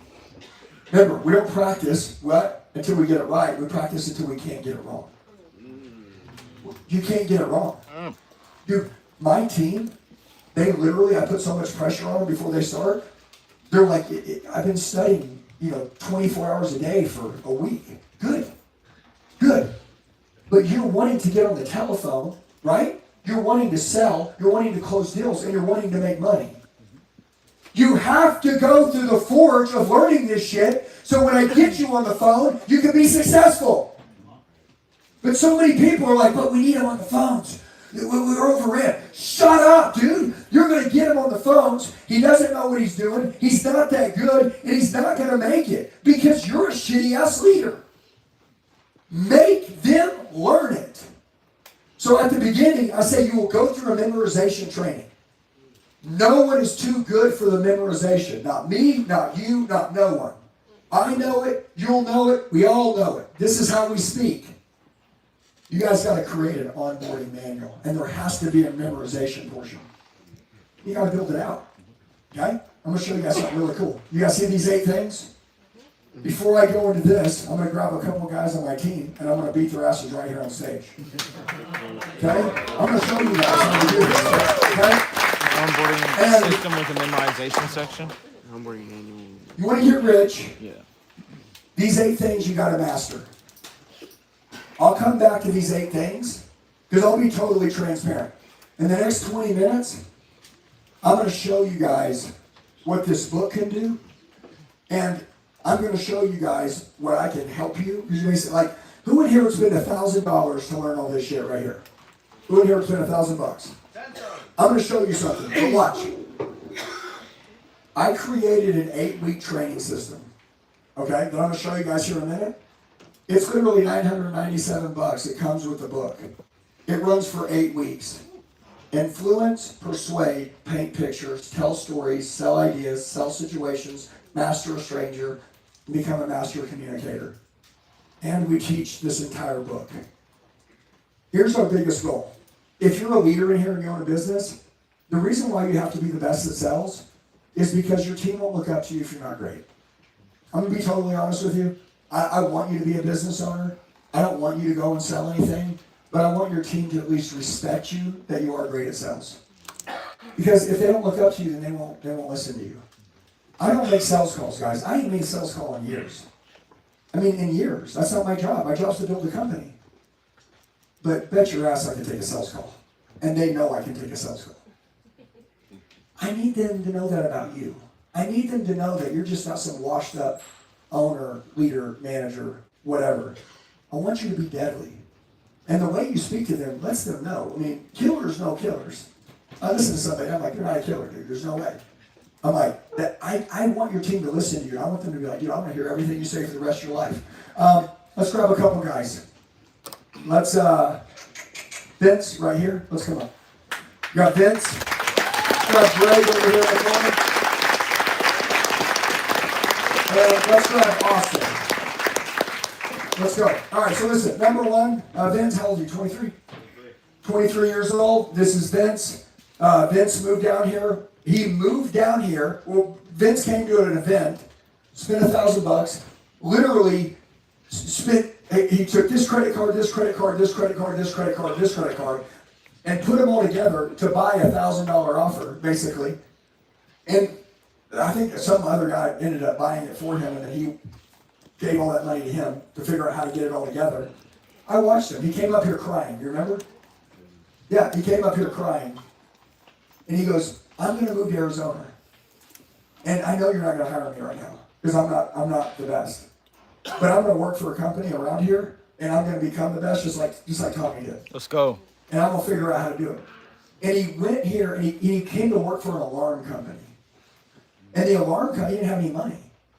And so the alarm company allowed him to sleep on the couch inside of the company. And so at night, when everybody would leave, he would just stay and he would sleep on the couch. I remember he said, just tell me what to do and I'll do it. How many of you guys you think you got hard? Some of you guys need to realize the story that you can go through can inspire the world. His story, I remember he would go to the gym every morning. Every morning he's in the gym. Built now, in shape, take care of him. He was so skinny. He's in the gym working out. Well, no, listen, and you know what he said to me one morning? I said, dude, how's it going? He's good. He goes, the only thing that I need is that I wish that I had like a microwave or something to heat up my, because like he's eating like tuna, like, dude, I mean, has nothing. He moved away from his home. He's sleeping on a couch. No one cares about him. It's like a guy sleeping in his car. Well, he trained, never missed a training. Always found just enough money to make it back in this room again. Let's get it. I could have let him come for free, but then I would have robbed him of his story. Once you listen to what I just said, I could have let him come for free, but then I would have robbed him of his story. He paid. He paid attention, and he got his drink. Now, he works here, has a great life, gave his life to God, just, in great shape. He's a good leader. He's unreal. He's 23 years old. Let's go. Remember, when you see something in someone that the world hasn't seen in them, you'll roll with them for life. How many people do you need for your team or your company? How many people do you see every day? How many of those people can you see something in that no one else has ever seen in them? And if they saw that you saw that in them, what would they do for you? What did that do for them? It changed their whole life. You introduced them to a life that they didn't know existed by identity, by belief, and by perspective. And that's what leaders do. And so, we got Vince, we got Greg. Greg was in the automotive business for a long time. How much weight have you lost? Woo! 100 pounds. Woo! I wish I could show you guys a picture of Greg. It was horrifying. But long story short, his wife's on fire, kids are changed his whole life. But my point with you guys though is the people that you need, and by the way, he had to go through the training, right? When you came on to work here in 30 seconds, and I had you interview to work here, 30 seconds, what did you go through? It was the longest 2-hour interview I've had in my entire life. And at the end of it, I think the team was actually more convinced to hire my wife than me. Because it wasn't just a me interview. My wife I was interviewed there. his wife as well. So my We wife put was both up of there. them in front of the whole company. Yeah, and we answered questions for 2 hours, and then I had to overcome objections in this Live industry that fire. I've never done before. Yeah. I said, well, you're not a coach and you've never been in the coaching industry. I said, my entire team, hit his ass with every objection you want. I want you to see how he can talk through a problem. Dude, when you hire someone in your company, it's probably like this. Hey guys, this is Jamie. She's starting today. There's Tom. He's starting today. And then there's Jack. Questions? No. When you come in here, this is our family. What do you mean someone's coming in? They want to grow. They want a bigger army. But we need to interview them because our kids are going to be around them. Our family's going to be around them. Like, we do life together. We're going to die together and shit. So it's like, okay, Greg, bring your wife, come down here, and have an interview from the team. Just think about some things that I'm talking to you about. Maybe you're like, I'm in a company and they don't do that. Well, maybe one day you'll be running that company and you could do that. Okay? And then Austin, one of the cool things about him, and then I'll blitz these guys, is Austin, it was on your birthday 3 years ago, roughly. 3 years ago, what do most people do on their birthday? Go out and party. He came to an event. He came down here, everybody made fun of him. I remember this, because his dad and him, I'm not sure what was quite going on. But the biggest thing is, he came down here, changed his life, went back home. Everybody's kind of like, you're different now. And he's like, I am different now. And he's like, I'm going to Arizona. He just left. Well, he's here with us. His dad came out to an event because he's like, where is my son in a cult? I'm like, yes. It's a culture of greatness, but he is in one. There's good cults and bad cults. You watch the news, it'll brainwash you to be scared and afraid. And if you're around us, we'll brainwash you to feel powerful and take over the world. I don't know. So it's like maybe it is a cult. But if that's a bad cult, I want to be in that cult. And so his dad came down here. His dad changed his life. His dad came to me and goes, I can't believe what you guys are doing. And now his dad looks up to him. Think about it. Remember, watch the sons changing the fathers. Dude, I'm watching, we see miracles all the time, but I'm just sharing with who these guys are so you know. Like I said, Greg was depleted. He was done. Yeah. And so anyways, I love the broken. When people go all in, I'll go all in. And I want you to feel the same way. Never go all in with somebody that won't go all in with themselves. Don't ever do it. You'll never, ever be able to help them. You can't help them. Listen to me. The best thing you can do is just let someone go. Let them go and be happy somewhere else. Don't push someone for a life that they don't want. Okay? I know that you want it for them, but sometimes you want it more for them than they want it for themselves. You only have so many matches. You've got 8 other people on your team. They need your help. They really want it. They want to go all in. Stop trying to fix the projects. I get it. I'm a project, so I'm addicted to that shit.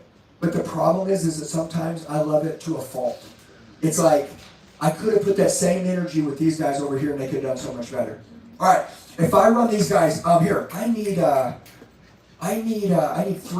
3 judges really quick. Who in here is first event? Okay, let me grab you. Okay, let me grab you. Let's grab you right there. All right. So, I need 3 people. Let me tell you what I'm going to do. And we're going to do this real quick. 1, 2, 3. Okay, watch this. Let me give you this book, John. Here you go. Give that book, Jonas. I'm going to give you this book right here, John. Okay, now here's my goal. When I open this book, if you'll notice... Start with Jay? Huh? Y'all start with Jay? Yeah, read Jay's. I want you to watch how I'm going to do this. Now listen, when I train for accuracy. I train on rate of speech. How well do you speak? How do you talk? I train off of body energy, tonality, language. I train off all that. But I'm going to train right now off all that, but especially I'm going to add in word accuracy. Remember this. How I teach you, you learn it word for word. Give no grace. I love you, but you're going to redo it again. You feel me? Okay. So if we open this, you're going to see like 1 through 50, right? Yeah, I want you to open it. Yep, you're going to open it, and it's going to be like number 13. Does that make sense? You see that right there? Number 1. Now, everybody, what do I do for a living? I have a coaching company. When I talk to someone on the phone, they want to get from A to B. I help 2 people. I need you to understand what I do so you can understand what their closings mean. Does that make sense? It's very easy. You'll understand it, but I need you to get this. I deal with 2 types of people. One, someone who's at the bottom who wants to go to the top. And so they're wanting to develop because they want to kick ass in that life and they know they can. They're hungry. They got that dog in them. Somebody who is on the bottom but that wants to rise. They're looking for answers. I'm looking for answers. I'm looking for answers. That's my customer. The person in the middle, I call these average people, achievers, are honestly people I don't like to be around. Because those people actually, they think they're doing enough. They think they're good. They're not looking for answers. I hate coaching them because they don't care. Does that make sense? And so I don't want to talk to people that don't want to talk. I don't want to be in a relationship with somebody that doesn't want what I want. People at the bottom are hungry. That makes me hungry. And then people at the top, who are these? People who operate from a state of madness, like me, and they want that edge. I get a lot of people that reach out to me and they're like, Andy, I make millions of dollars, but dude, I watch you, man, you fire me up, dude. Like, I want to learn everything you know. Like, let's go. I'm like, oh, okay, cool, that's my guy. And then there's guys that like, hey, nobody ever believed in me. Everybody bet against me. I'm going to be the comeback kid. I'm like, that's my guy. But the in-between, the people that aren't looking for answers, I can't really help. But these 2 people that are my ideal customers, a lot of the times, they get stuck and hung up. When it comes time to make a decision, people sometimes can't disconnect from the money. It's a scarcity thing that the world has like beaten into them. And so when it goes time to believe in yourself, to take action, remember, work harder on yourself than you do on your job. These people have never worked on themselves. They don't. If they did, they would have the life they want, but they've worked on their job, but not on themselves. So our goal is to get them to work on themselves, self-develop, and so when they get stuck, we have to get them to be able to cross the line. Not by manipulation, but by persuasion. If you have a good product and it helps people, it's disrespectful not to sell it. If I know my program can change your life, I will do what's right. I will close you on that so that you can be closed on the life that you want. No one else has probably believed in you. It's our job to believe in them, but we've got to use our words. Does that make sense? That's why I created this book. I create these for all industries. This one was for mine. Okay? Which, by the way, will work in all of yours. You might just change 1 or 2 of the words. Okay, so let's go. You guys, I want you to look for word accuracy. Let's go to number 1. Is that cool? Okay. So let's go with Austin, since you got the mic. Okay, let's go with number 1. Number 1 is the money close. I'm gonna let him say it. There's 50 of these. Can I hit him with 5 each real quick and we'll be done? Mm-hmm. And then we'll go to lunch? Okay. Watch this. She's like, I'm hungry as shit. Hey. Watch this. The money close is sometimes you're like, come on, don't you want to make more money, or don't you want to turn your annual income into your monthly income? And then someone's like, well, I'm already kind of doing good with my money. Then you have to remind them that if you're a good person, you will do more good with more money. I mean, unless you're a bad person, then I get it. You don't need any more money because you're a bad person and you only do bad things. But if you're a good person, wouldn't it be like the right thing to do to make more money so you can do more good with your money? But you don't say it like that. You have to put it into a close. Does that make sense? Okay, I'm framing the first one as I go through and you'll understand them. Now, I use trigger words. I tell them money close. That's what I call it. So Austin, money close. Miguel, you know a lot of people think that money is evil, but that's not true. Money doesn't change people, it just reveals more of who they already are. If you're a good person, you'll continue to do good with your money. Imagine how much good you can do in the world if you had more money. It's very simple. You say it, you move on, and you go right into it, okay? All right, number 2, now listen, watch the words. If you see me messed up, tell me, okay? All right, number 2, try it on your own clothes. Because a lot of people want to go try it on their own. Like, well, I don't know, man. I'll just keep trying it on my own for a little bit. Like, that's stupid. You know what I'm saying? You got what you got now because of how you're doing it. So I create the try it on your own time closed. Esteban, you can go out and try to do what Andy did for years. Bang your head against the wall and waste precious time. Or you can take the shortcut and invest in this. Remember, money replenishes, but time does not. Money comes and goes, but time cannot be replaced. That's it. You got to remind people that money replenishes. But time doesn't. So how long do you want this to take? You want to practice for 6 more months, keep beating your head against the wall, or do you want to look up next week and all your problems are solved? What do you want? Because money replenishes. What you're going to pay me right now replenishes. But time doesn't. The timeline doesn't get replenished. You guys feel me? Yeah. Okay, you're starting to understand. My goal is to take you to a deeper level of understanding, framing, and closing. Okay? Number 3, break old habits. A lot of people got bad habits. We're going to break those old bad habits. Yep.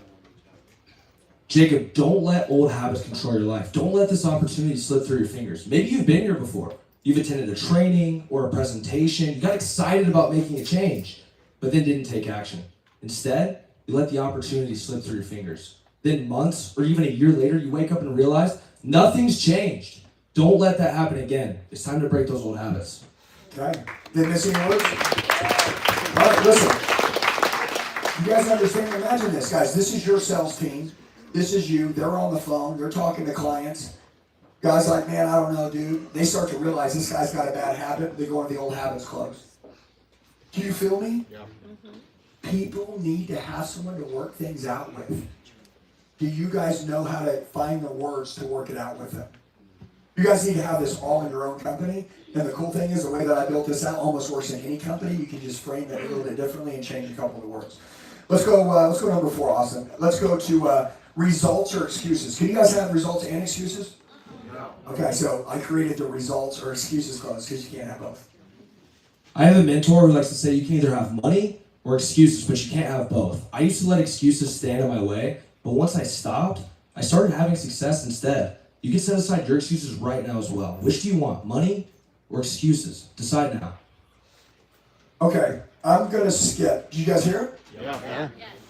Okay, does everybody get unlimited amounts of time in this world? No. Let's go to 22.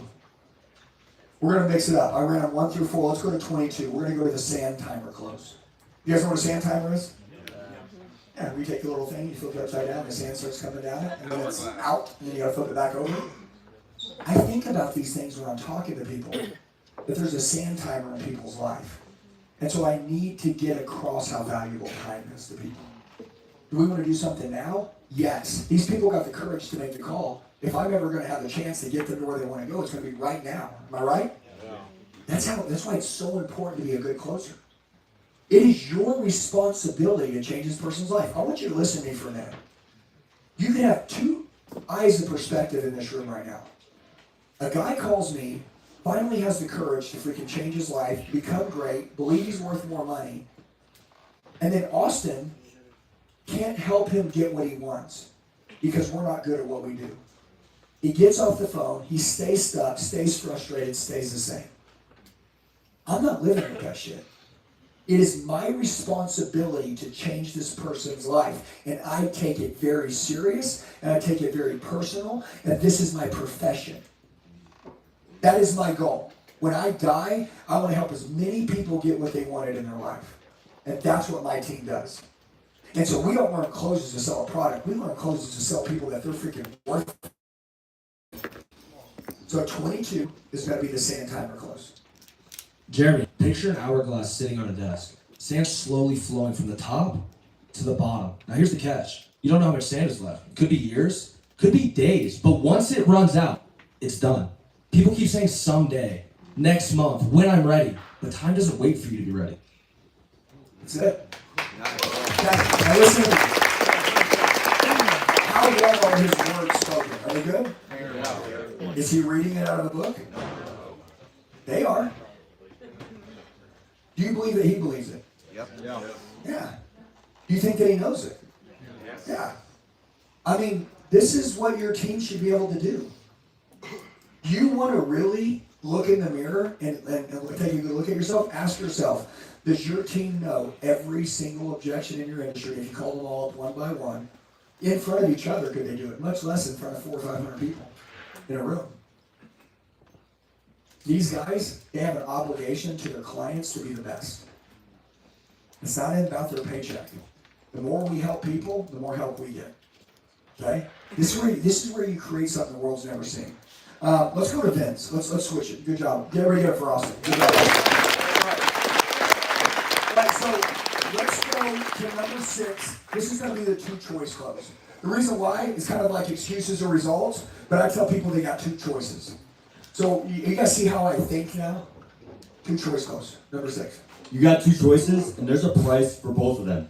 You pay X price for the coaching program, look up in a week, and your problems are being solved, and you're making more money. Or you don't make the choice and pay the price of staying the same and not earning what you want. Most people don't realize it, but both choices, they have a price. That's it? Oh. All right, number 7. What is my goal with clients? To have them say goodbye to their old life and welcome them to their new one. Right? Number 7, say goodbye close. Maybe up until now you've been struggling.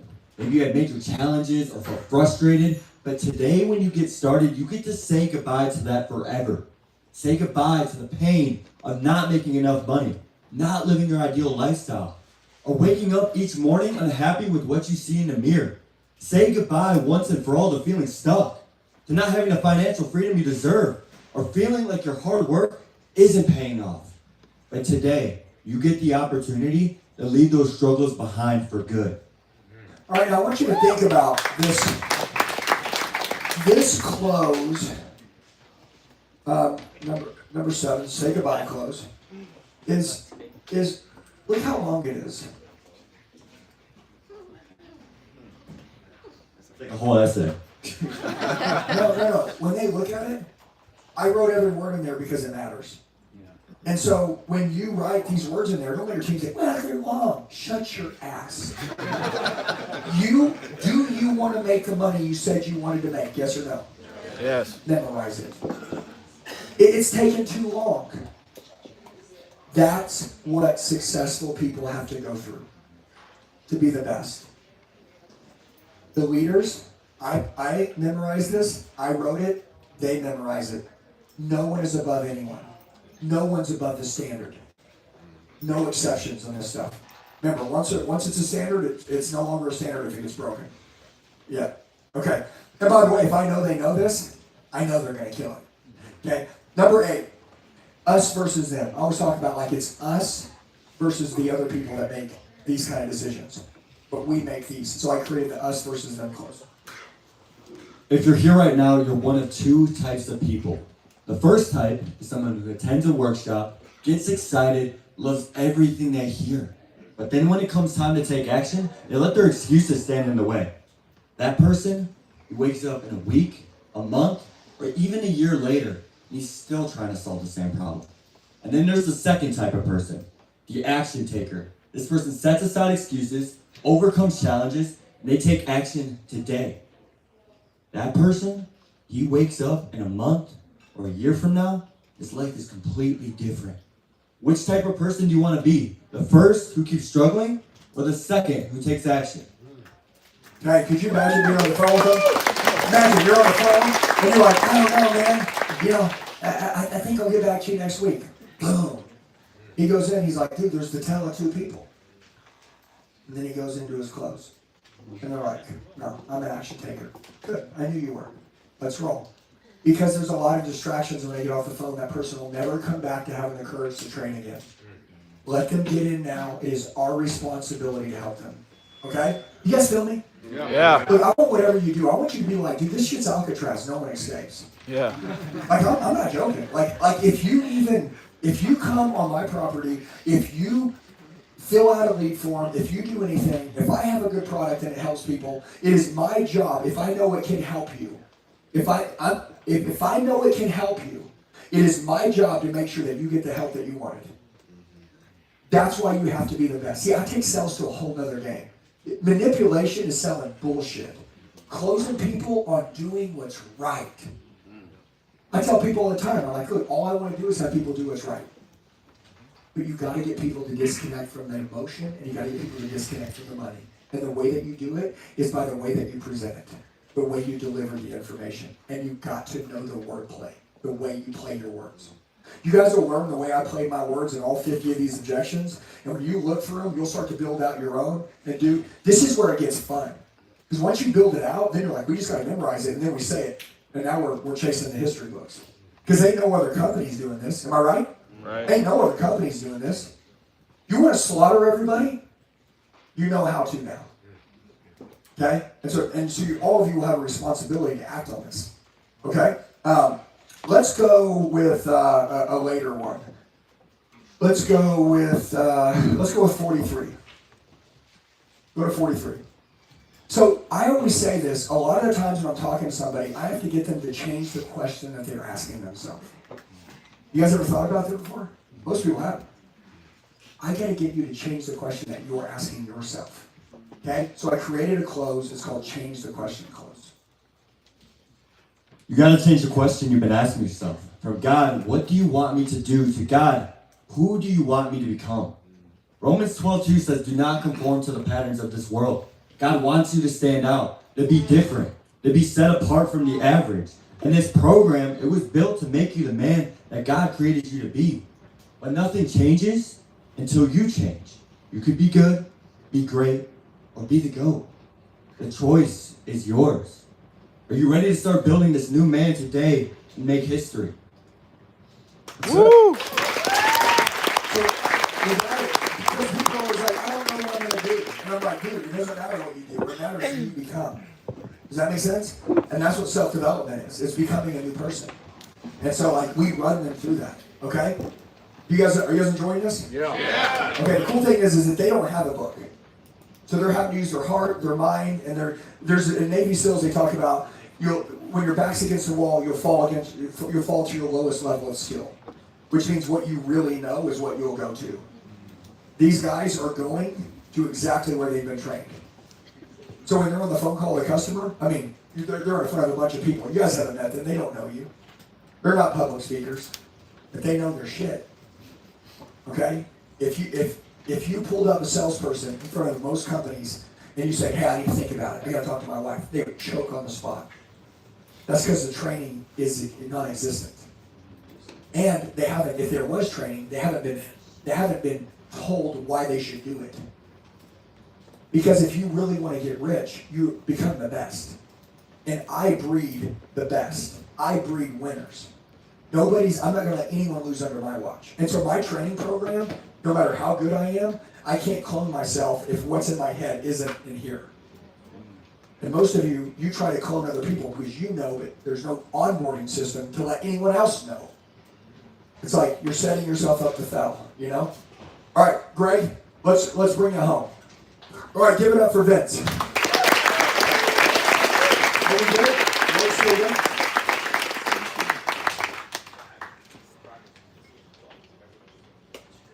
That's right. Yeah, this is our KPI right here. Could everybody in here learn this? Yes or no? Yes. Okay, cool. Everyone could learn it. Could everyone in here learn it and then also build it and teach it for another company? Yes. If any of you guys in here are like, dude, I want to make a couple $1 million, walk into any company, take this book that I have, and build it around their company, and then literally go in there and show them how to do this. And they will write you a check for whatever you want. Or do it in your own company. But that's how you beat everybody. All right, Greg, we're going to go to number 10. No, let's go to number 9. Let's go to number 9. Now or later close. Remember, people, they're either going to do it now or they're going to do it later. Am I right? And when do we want them to do it? Now. That's right. Now or later close, Greg. Bring it home. Right now, you're struggling with objections. Maybe you tried to figure it out on your own, reading books, attending seminars, creating vision boards, doing affirmations, staying positive, but you're still stuck. But once you get started today, once you lock in your spot, those struggles, they'll soon be gone. Later, you'll look back and realize this moment changed everything. You'll be grateful for the decision you made today. There we go. Bring it in. Number 10. Number 10 is it wasn't always this way. You guys already know, I told you I said up until 40, I was the old Andy, right? I hated that guy. And then I changed my life because I started working on myself. So it's important when I'm talking to somebody, they're like, man, you got a 9-figure business, you're doing this, you're in great shape. And I'm like, dude, it wasn't always this way. Does that make sense? Because a lot of people look at you and they need to know that it wasn't always this way. So that they know that they can get there too, and they may not be there right now, but it wasn't always this way for me, and it's not always going to be that way for them, and they're going to change. So I created It's Not Always This Way close. Number 10. Andy's nothing special. Andy didn't start where he is now. Andy didn't even want to create this product at first. He just had to find a way out of his struggles. Andy shed blood, sweat, and tears to solve this problem. Now, Andy's sharing what really works, so you don't have to go through the same pain he did. Andy's giving you the shortcut, so you can skip the same mistakes and the same struggles he went through. That's it. It wasn't always this way. Okay? Hey, by the way, Andy didn't even want to create this product. Like, this wasn't his goal, but he wanted to find his way out of his own struggles. And when he found out that it worked, now he wanted to help other people get the shortcut as well. Is that the truth? It really is. Everything that I'm saying isn't some imaginary words, lie, whatever. It is the truth. But I have to put it into a way that I can teach it and then they can replicate it. Does that make sense? That's your job as a leader. And every one of you in this room, all of you, you memorize this, you'll be the most dangerous closer on planet Earth. I give you my word. Okay? 11. I call our training system the portal. Right? You can call it a system, you can call it whatever. But I call it a training portal. So I came up with number 11. It's called the portal close. You might think this is just a product, but it's not. What you're about to get is a portal. On one side, the life, goals, and dreams you've always wished for. Right now, you're on the other side of the portal, stuck in the pain and frustration of where you are today. When you get started today, it's not just buying a product. It's stepping into the life you've always wanted. Now is your chance to step through that portal and fast track your journey to success. Very simple. By the way, they lift all 50 of these. So like they have ammunition on ammunition on ammunition, plus. They're also good men. They've been in sales their whole life. They understand all the language that he hasn't told you what he knows. He knows some really good shit. But he needs to know what the company knows. So he knows what he knows. That's great. Now he's also going to know what the company knows, and then know what the company knows and what he knows. Now we're staying on brand. Okay? Most people, everybody's running all over the place. Nobody's on brand. It's like Eric sounds this way, but they sound that way. It's like, doesn't sound like the brand. That's why you love Eddie, because he sounds like you. Does that make sense? Then here's some other guy. Hey, yeah, what's going on? You're like, that is not me. What? Right? All right, number 12, parts, pattern, close. There's a part of everyone, okay, that is weak. There's a pattern in everyone that must be interrupted. We call this the parts, pattern, close. This is going to be number 12. Right now, there's a part of you that may be skeptical or afraid. You might be thinking, this won't work for me, or I've tried something like this before. But then there's another part of you. The part of you that knows you're in the right place at the right time. It's the part of you that knows that you must act now in order to change this problem once and for all. That's the part you want to listen to. The part that knows that you can do it too. That's it. We're going to go one more with Greg. Give it up. All right. So, we'll go 36. We'll go 36. Okay? And I get creative. Guys, listen to me. There is an inner genius and a creative inside of everyone. And you've got to get creative. So I call this the angel versus devil close. Now listen, it's because I always believe that there's an angel on one shoulder and a devil on another. Whatever. Good and evil. And when you're trying to go do what you want, the one over here is like, nah, man, you don't need to do that right now. You're busy. You got a lot going on. You know, that probably won't. It's like, then this one over here is like, dude, you deserve it. You're worth it. You know, you've tried everything. You're not where you want to be. Like, you're going to have to get better now. Like, you've got to get better. There's the angel versus devil close, right? So that's the way I think. So bring it home, Greg. Last one, angel versus devil close. You guys ready for this one? Yeah. I know how you feel right now. There's an angel on one shoulder and the devil on the other. The angel is telling you to go all in on yourself, take the risk, and move forward. The problem is the devil is always there, telling you it's not the right time, telling you to keep doing the same, telling you to think about it. The problem is most people let the demon win and don't fight for what they know is right. Who are you gonna let win? Here's what I want. Who in here want to become, whether you own a company or not, one of the best salespeople in the world? Good. That's what I want. And let me tell you why. You're going to need to sell someone on following your dreams in the future. You're going to need to sell the next person to come work for your company. You're going to need to sell your wife to stay in love with you. I sold Andy Elliott. Yeah. But you're going to need to sell your children to look up to you as your hero. You're going to need to sell yourself that you're worth it even when you're having your worst day, the sun doesn't come up, and you just lost your best customer. And your top guy quit on you. You're going to have to know how to sell. Does everybody feel me? This is the most valuable skill on planet Earth. It really is. And most people never learn it. They just don't. They learn just enough to earn just enough. But if you want to get rich, you become great at this. And once you can become great at it, guys, did you see what I meant by cloning myself? I took what I knew. I put it in here. I made them learn it. They didn't realize when they were learning it why it was so valuable. Now they can stand up here in front of you and do this, and you guys are clapping and they're like, whoa, I didn't even know people appreciated shit like this. It's like, no, this is our standard. You know, and if you could hire these three to go work in your company right now and do that, your company's numbers would grow. Imagine if you could hire 100 of them. You can. You can. I saw something in them before the world saw it in them. I changed my life before I tried to change theirs. Let's go. I documented and I put in how I do things so I could teach it to them. Amen. And this, guys, we built a massive company. We love sales. We geeked out on this shit. I would love for all of you, okay, and babe, why don't you come up and read this, and we'll end this out for lunch.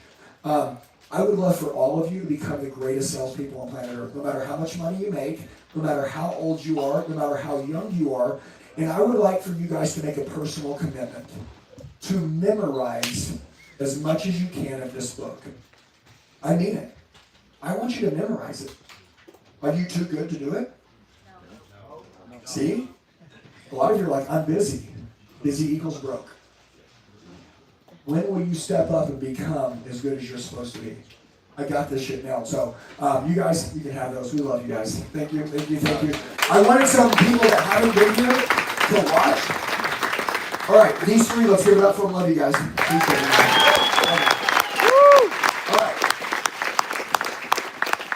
All right. I want to show you this really quick. This is important to me. And Jacqueline. Hello. All right, check this out. We're going to break for lunch, but only though after Jacqueline reads this, and I'm going to tell you what I want. When people come in here, my goal, if you want to know, is to change your life, but also keep you plugged into me. Honestly. Listen, some of you in here, brotherhood section, over here on this side. These people have spent over $100,000 with us. Minimum. Some of them spent millions. Here's my point with you. Eric is like, But Eric has, $100 million dream. I mean, Ben has, $100 million dream. I mean, it's like, I don't know, remember what I said, like, money's all in your mind? Whatever, however you feel, are you scared or are you living in abundance? My point is every one of you in here, my goal is to change your life, not one time, because the world's going to come back at you. Like you did it, right? Like when you're in here with us, like I live this way. And so I want you guys plugged into us. I want you plugged into me. I want you as close to me as possible. Okay? Jacqueline does 2 days. Who was in the CEO session the other day? Nobody did. Was that awesome? That was cool, right? If anybody's ever been to a 2-day business syndicate with Jackie, it's life-changing. 2 days, private dinner at our house. It's badass. It's 10 grand we teach for 2 days. Life-changing.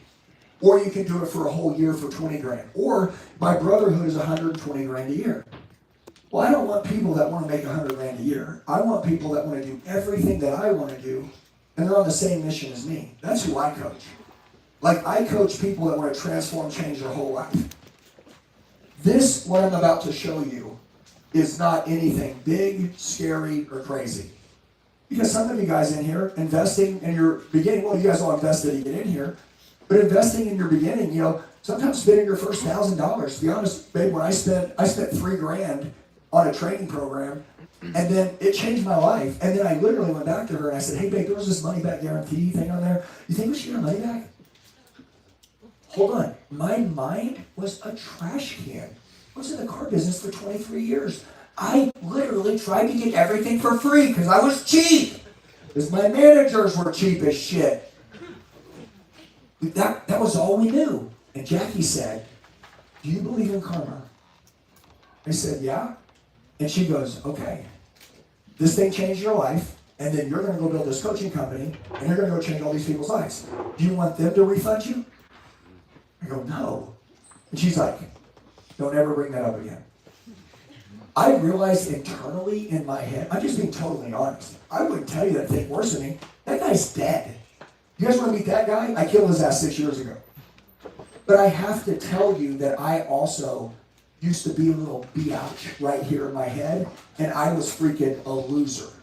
That's why I get so mad, because I hated that son of a bitch. And I get why she was pissed off at me, because I was a coward. You know what I mean? Like, I wasn't the man I needed to be. Long story short, I spent $3,000, changed my life. I got addicted to self-development. We've spent millions. I mean, I always say this in life. What you'll pay for your own investment, you can't ask anyone else to pay you what you won't pay. Okay? So, I have products in my company that are up to $1 million. I had to wire someone $1 million to train with them before I could ask another client for $1 million. I had to have my first 100 grand wired to someone before I could ask someone else for 100. So if you're in here and you're like, dude, I want to make millions, you're going to need to spend millions yourself. You can't ask other people to have the courage to make decisions and make commitments that you're not willing to take yourself. See, that is where real shit starts to come in. But once you break free from the bondage of money, and it starts with a small amount, one little commitment, it shows you that developing yourself is the most valuable thing you'll ever do. All of you in here, investing in yourself is the most valuable thing you'll ever do. It'll have the highest ROI of your entire life. You will spend $1,000 and make hundreds of thousands or even millions by spending thousands. Especially if you're a winner. You're a winner here. Okay? Anyways, I want her. Why don't you read this first, and then I'm gonna go over this, just so everybody can understand. This right here, there's two offers. One's $1,000, one's $1,500. That's it. I'm not gonna ask anybody for a penny higher. If you decide to do it, I'll show you what all you get, and you'll plug into me when you get out of here, and I'm gonna help you guys become savages. And you guys are here for a sales summit, so we're gonna get deadly at sales. But I want Jackie to read just. Can I start? You can, baby. I Thank love you. you. I love you guys. And I love you too. So this is the story about Thomas Nelson. Thomas Nelson came to the event and is sitting at a crossroads. This is the fork in the road. Every person in this room is standing at the same moment, whether you want to admit it or not. Not a motivational moment, not a that was good moment, a decision moment, because the path you choose next doesn't just affect your sales, it affects the man you become, the family you lead, and the legacy you leave. Let me tell you about Thomas Nelson. Thomas wasn't lazy. He wasn't clueless.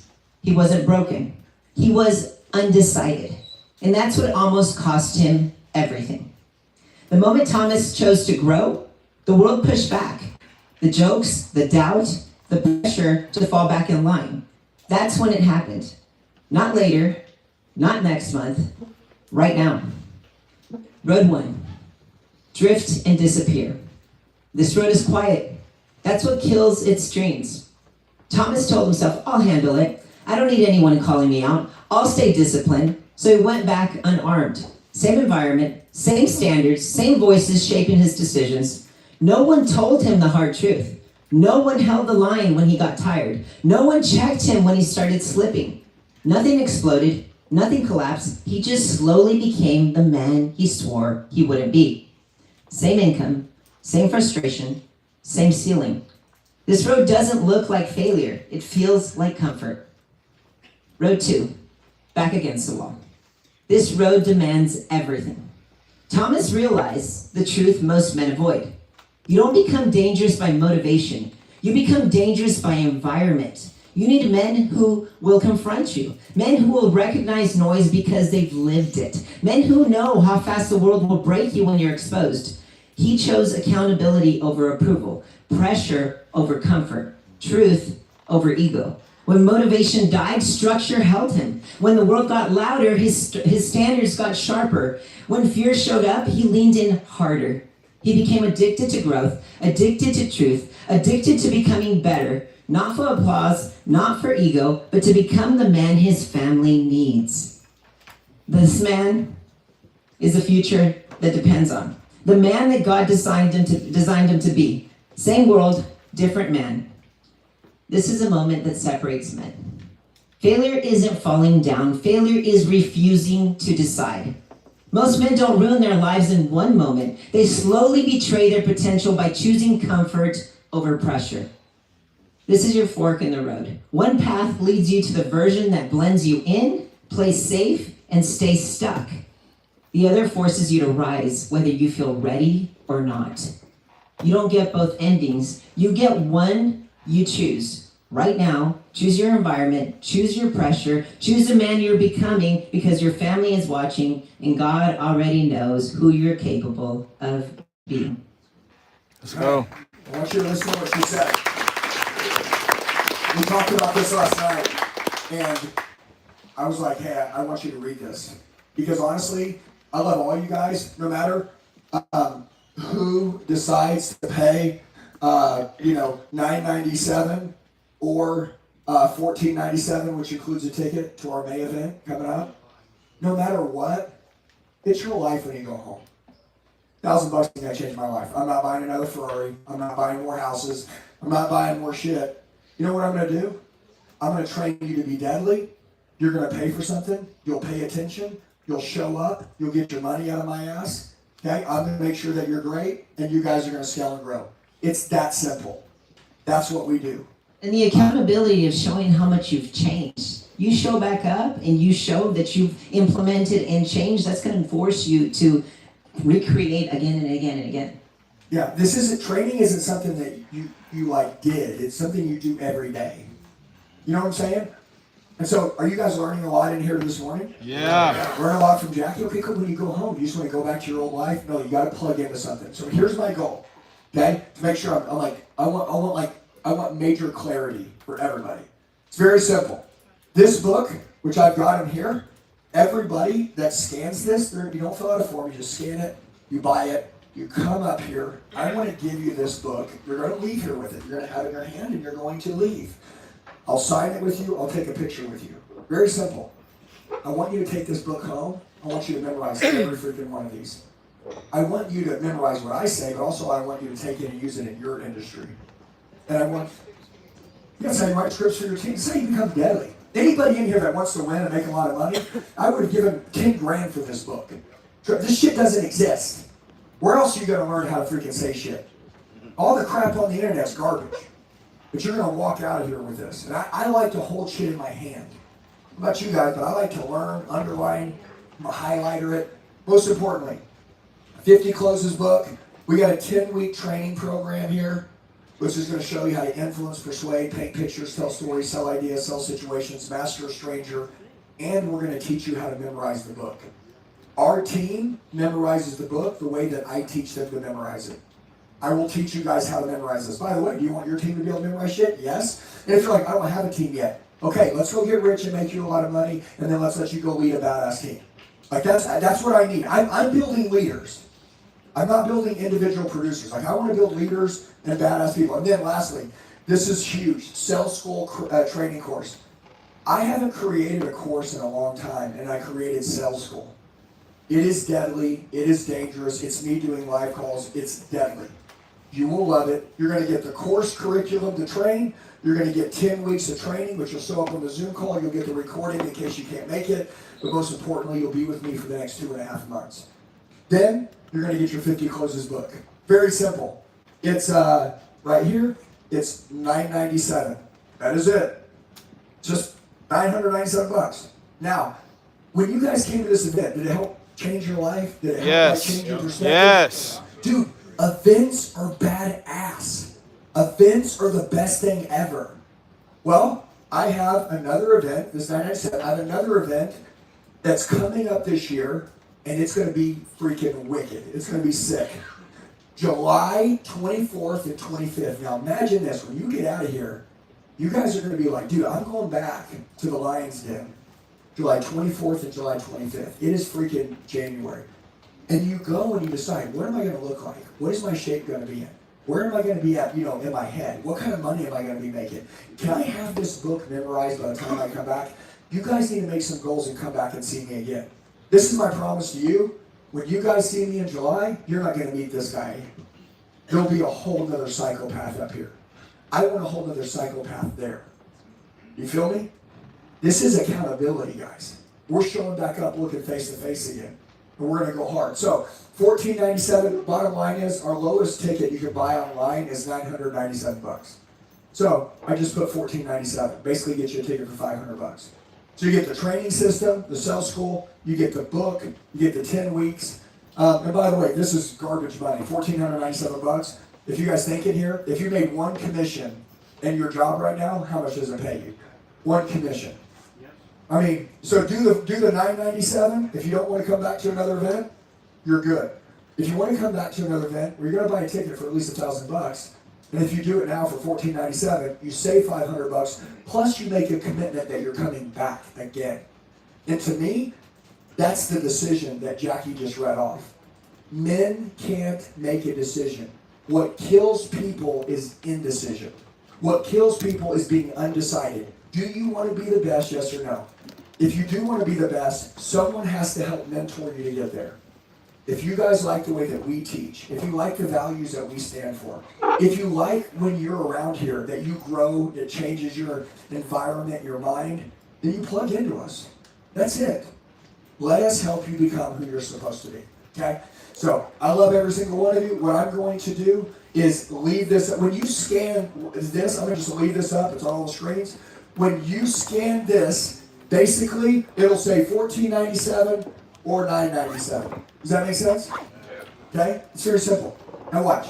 We're going to lunch. I don't need to eat because I'm eating success. Okay? But I want you guys to eat because I need you guys hungry for the rest of the day. Most importantly, there's two things here. One, if you're going to do this with me, then I'm going to give you your book and take a picture with you right now. Okay?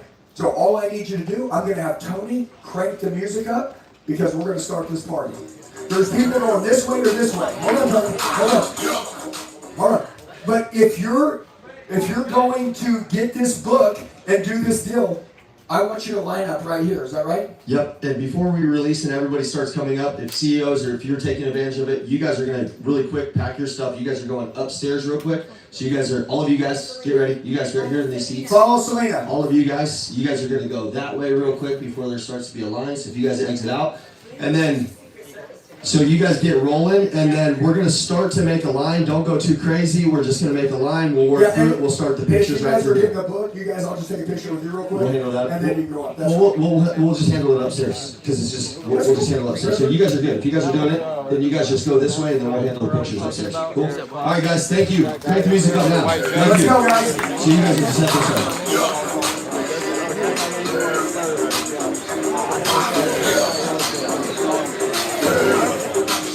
Thank you. And we'll just do the line right here, all the way back.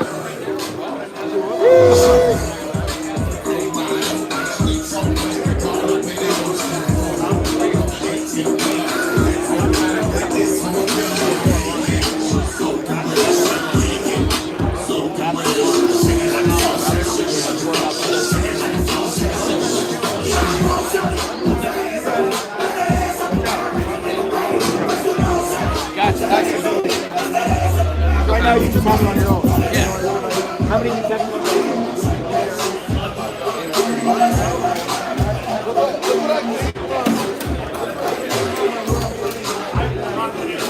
I gotta charge my fucking phone.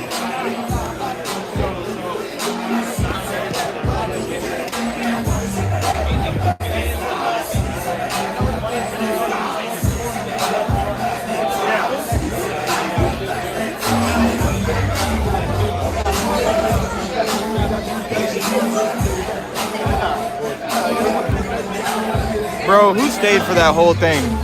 They had people coming and going, bro. What's up, Talon? I seen your comment earlier. I don't even know if he's still in here, though. But who stayed in here for that whole thing?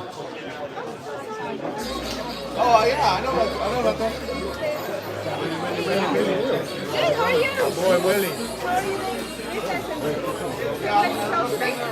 Our booth's over there.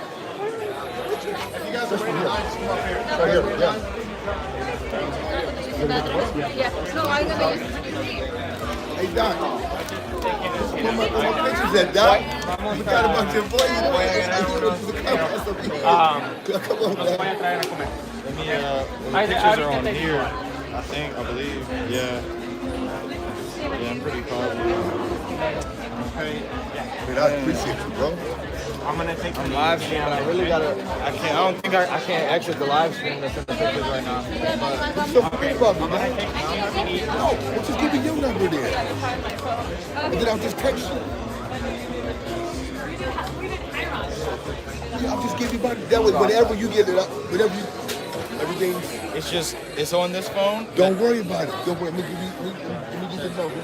You want me to give me the number you want me to have?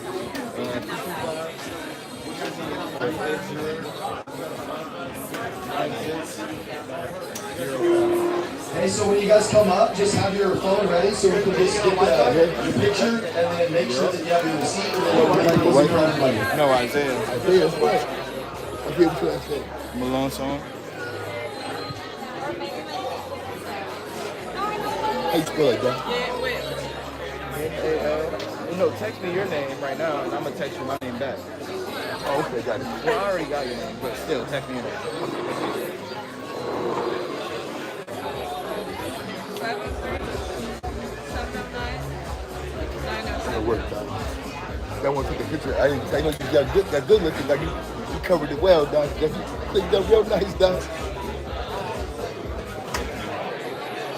I almost didn't recognize and look again. I'm like, oh, okay. Is that coming on the gym club? He didn't tell me he be coming strong like that. Your birthday, I was in a whole suit. Really?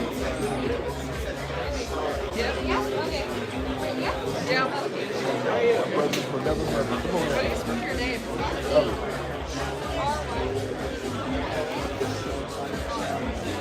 Like you tried to text you, get it? You get it? Yeah, I got it. Cool, that worked, bro.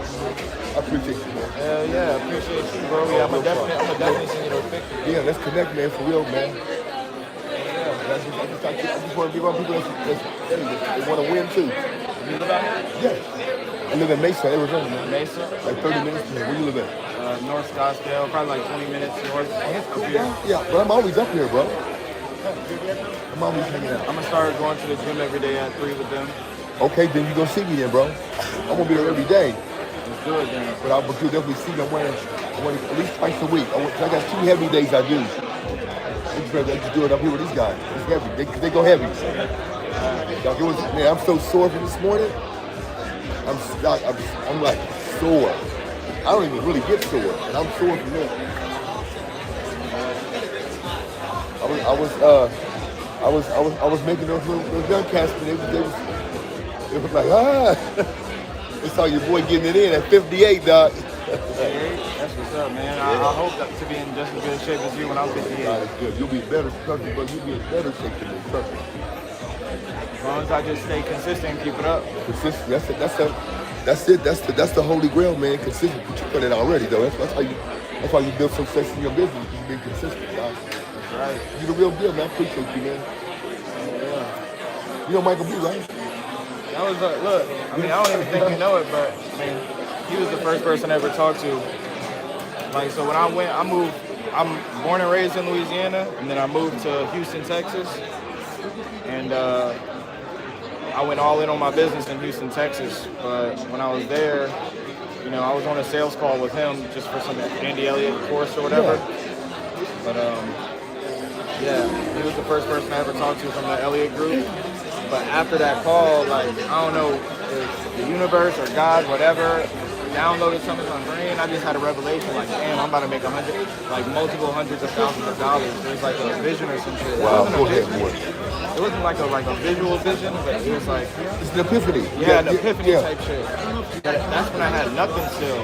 Wow. But it's just like something in my heart, like, convicted me, like, you're gonna get it. And like, not even 3 months later, I made $100,000 in a single day, bro. I'm telling you.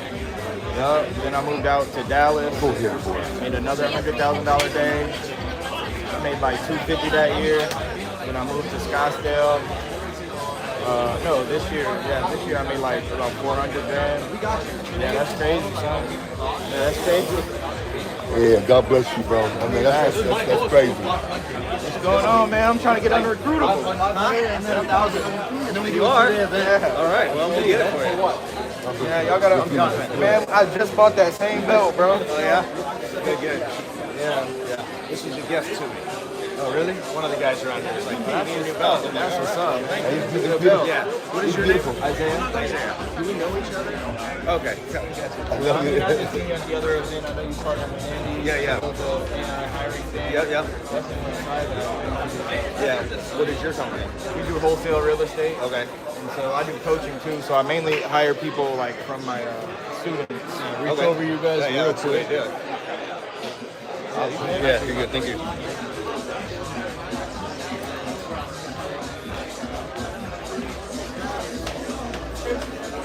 That's the line to get. What's up, girl?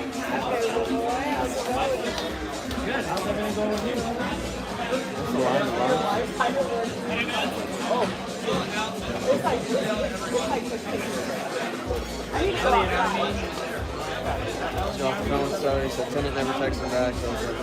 Still here, boss. That was fire. I appreciate that. Yeah. Talon, did you close a wholesale deal yet? Let me know if you closed a wholesale deal yet. And how much was it for?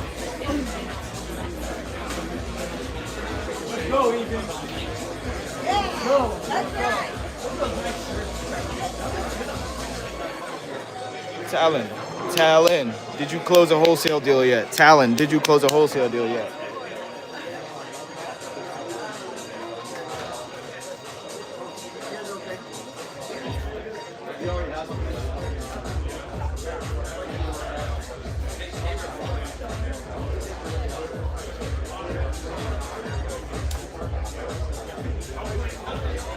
Yo, I think I'm about to end this live stream.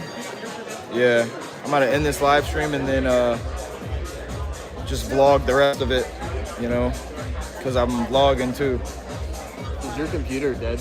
Like you don't have a charger for it? I have a charger. All right, y'all, I'm about to end this live stream. I hope y'all got some value out of this shit. I know it was super fucking long, almost like 3 hours. So, yeah. Stay consistent. And I'm going to call Zillow leads. Well, tomorrow's Sunday, but I'm going to be back at it. Every Crack Addict Monday. Call more Zillow leads on here with y'all so y'all can see what I'm doing.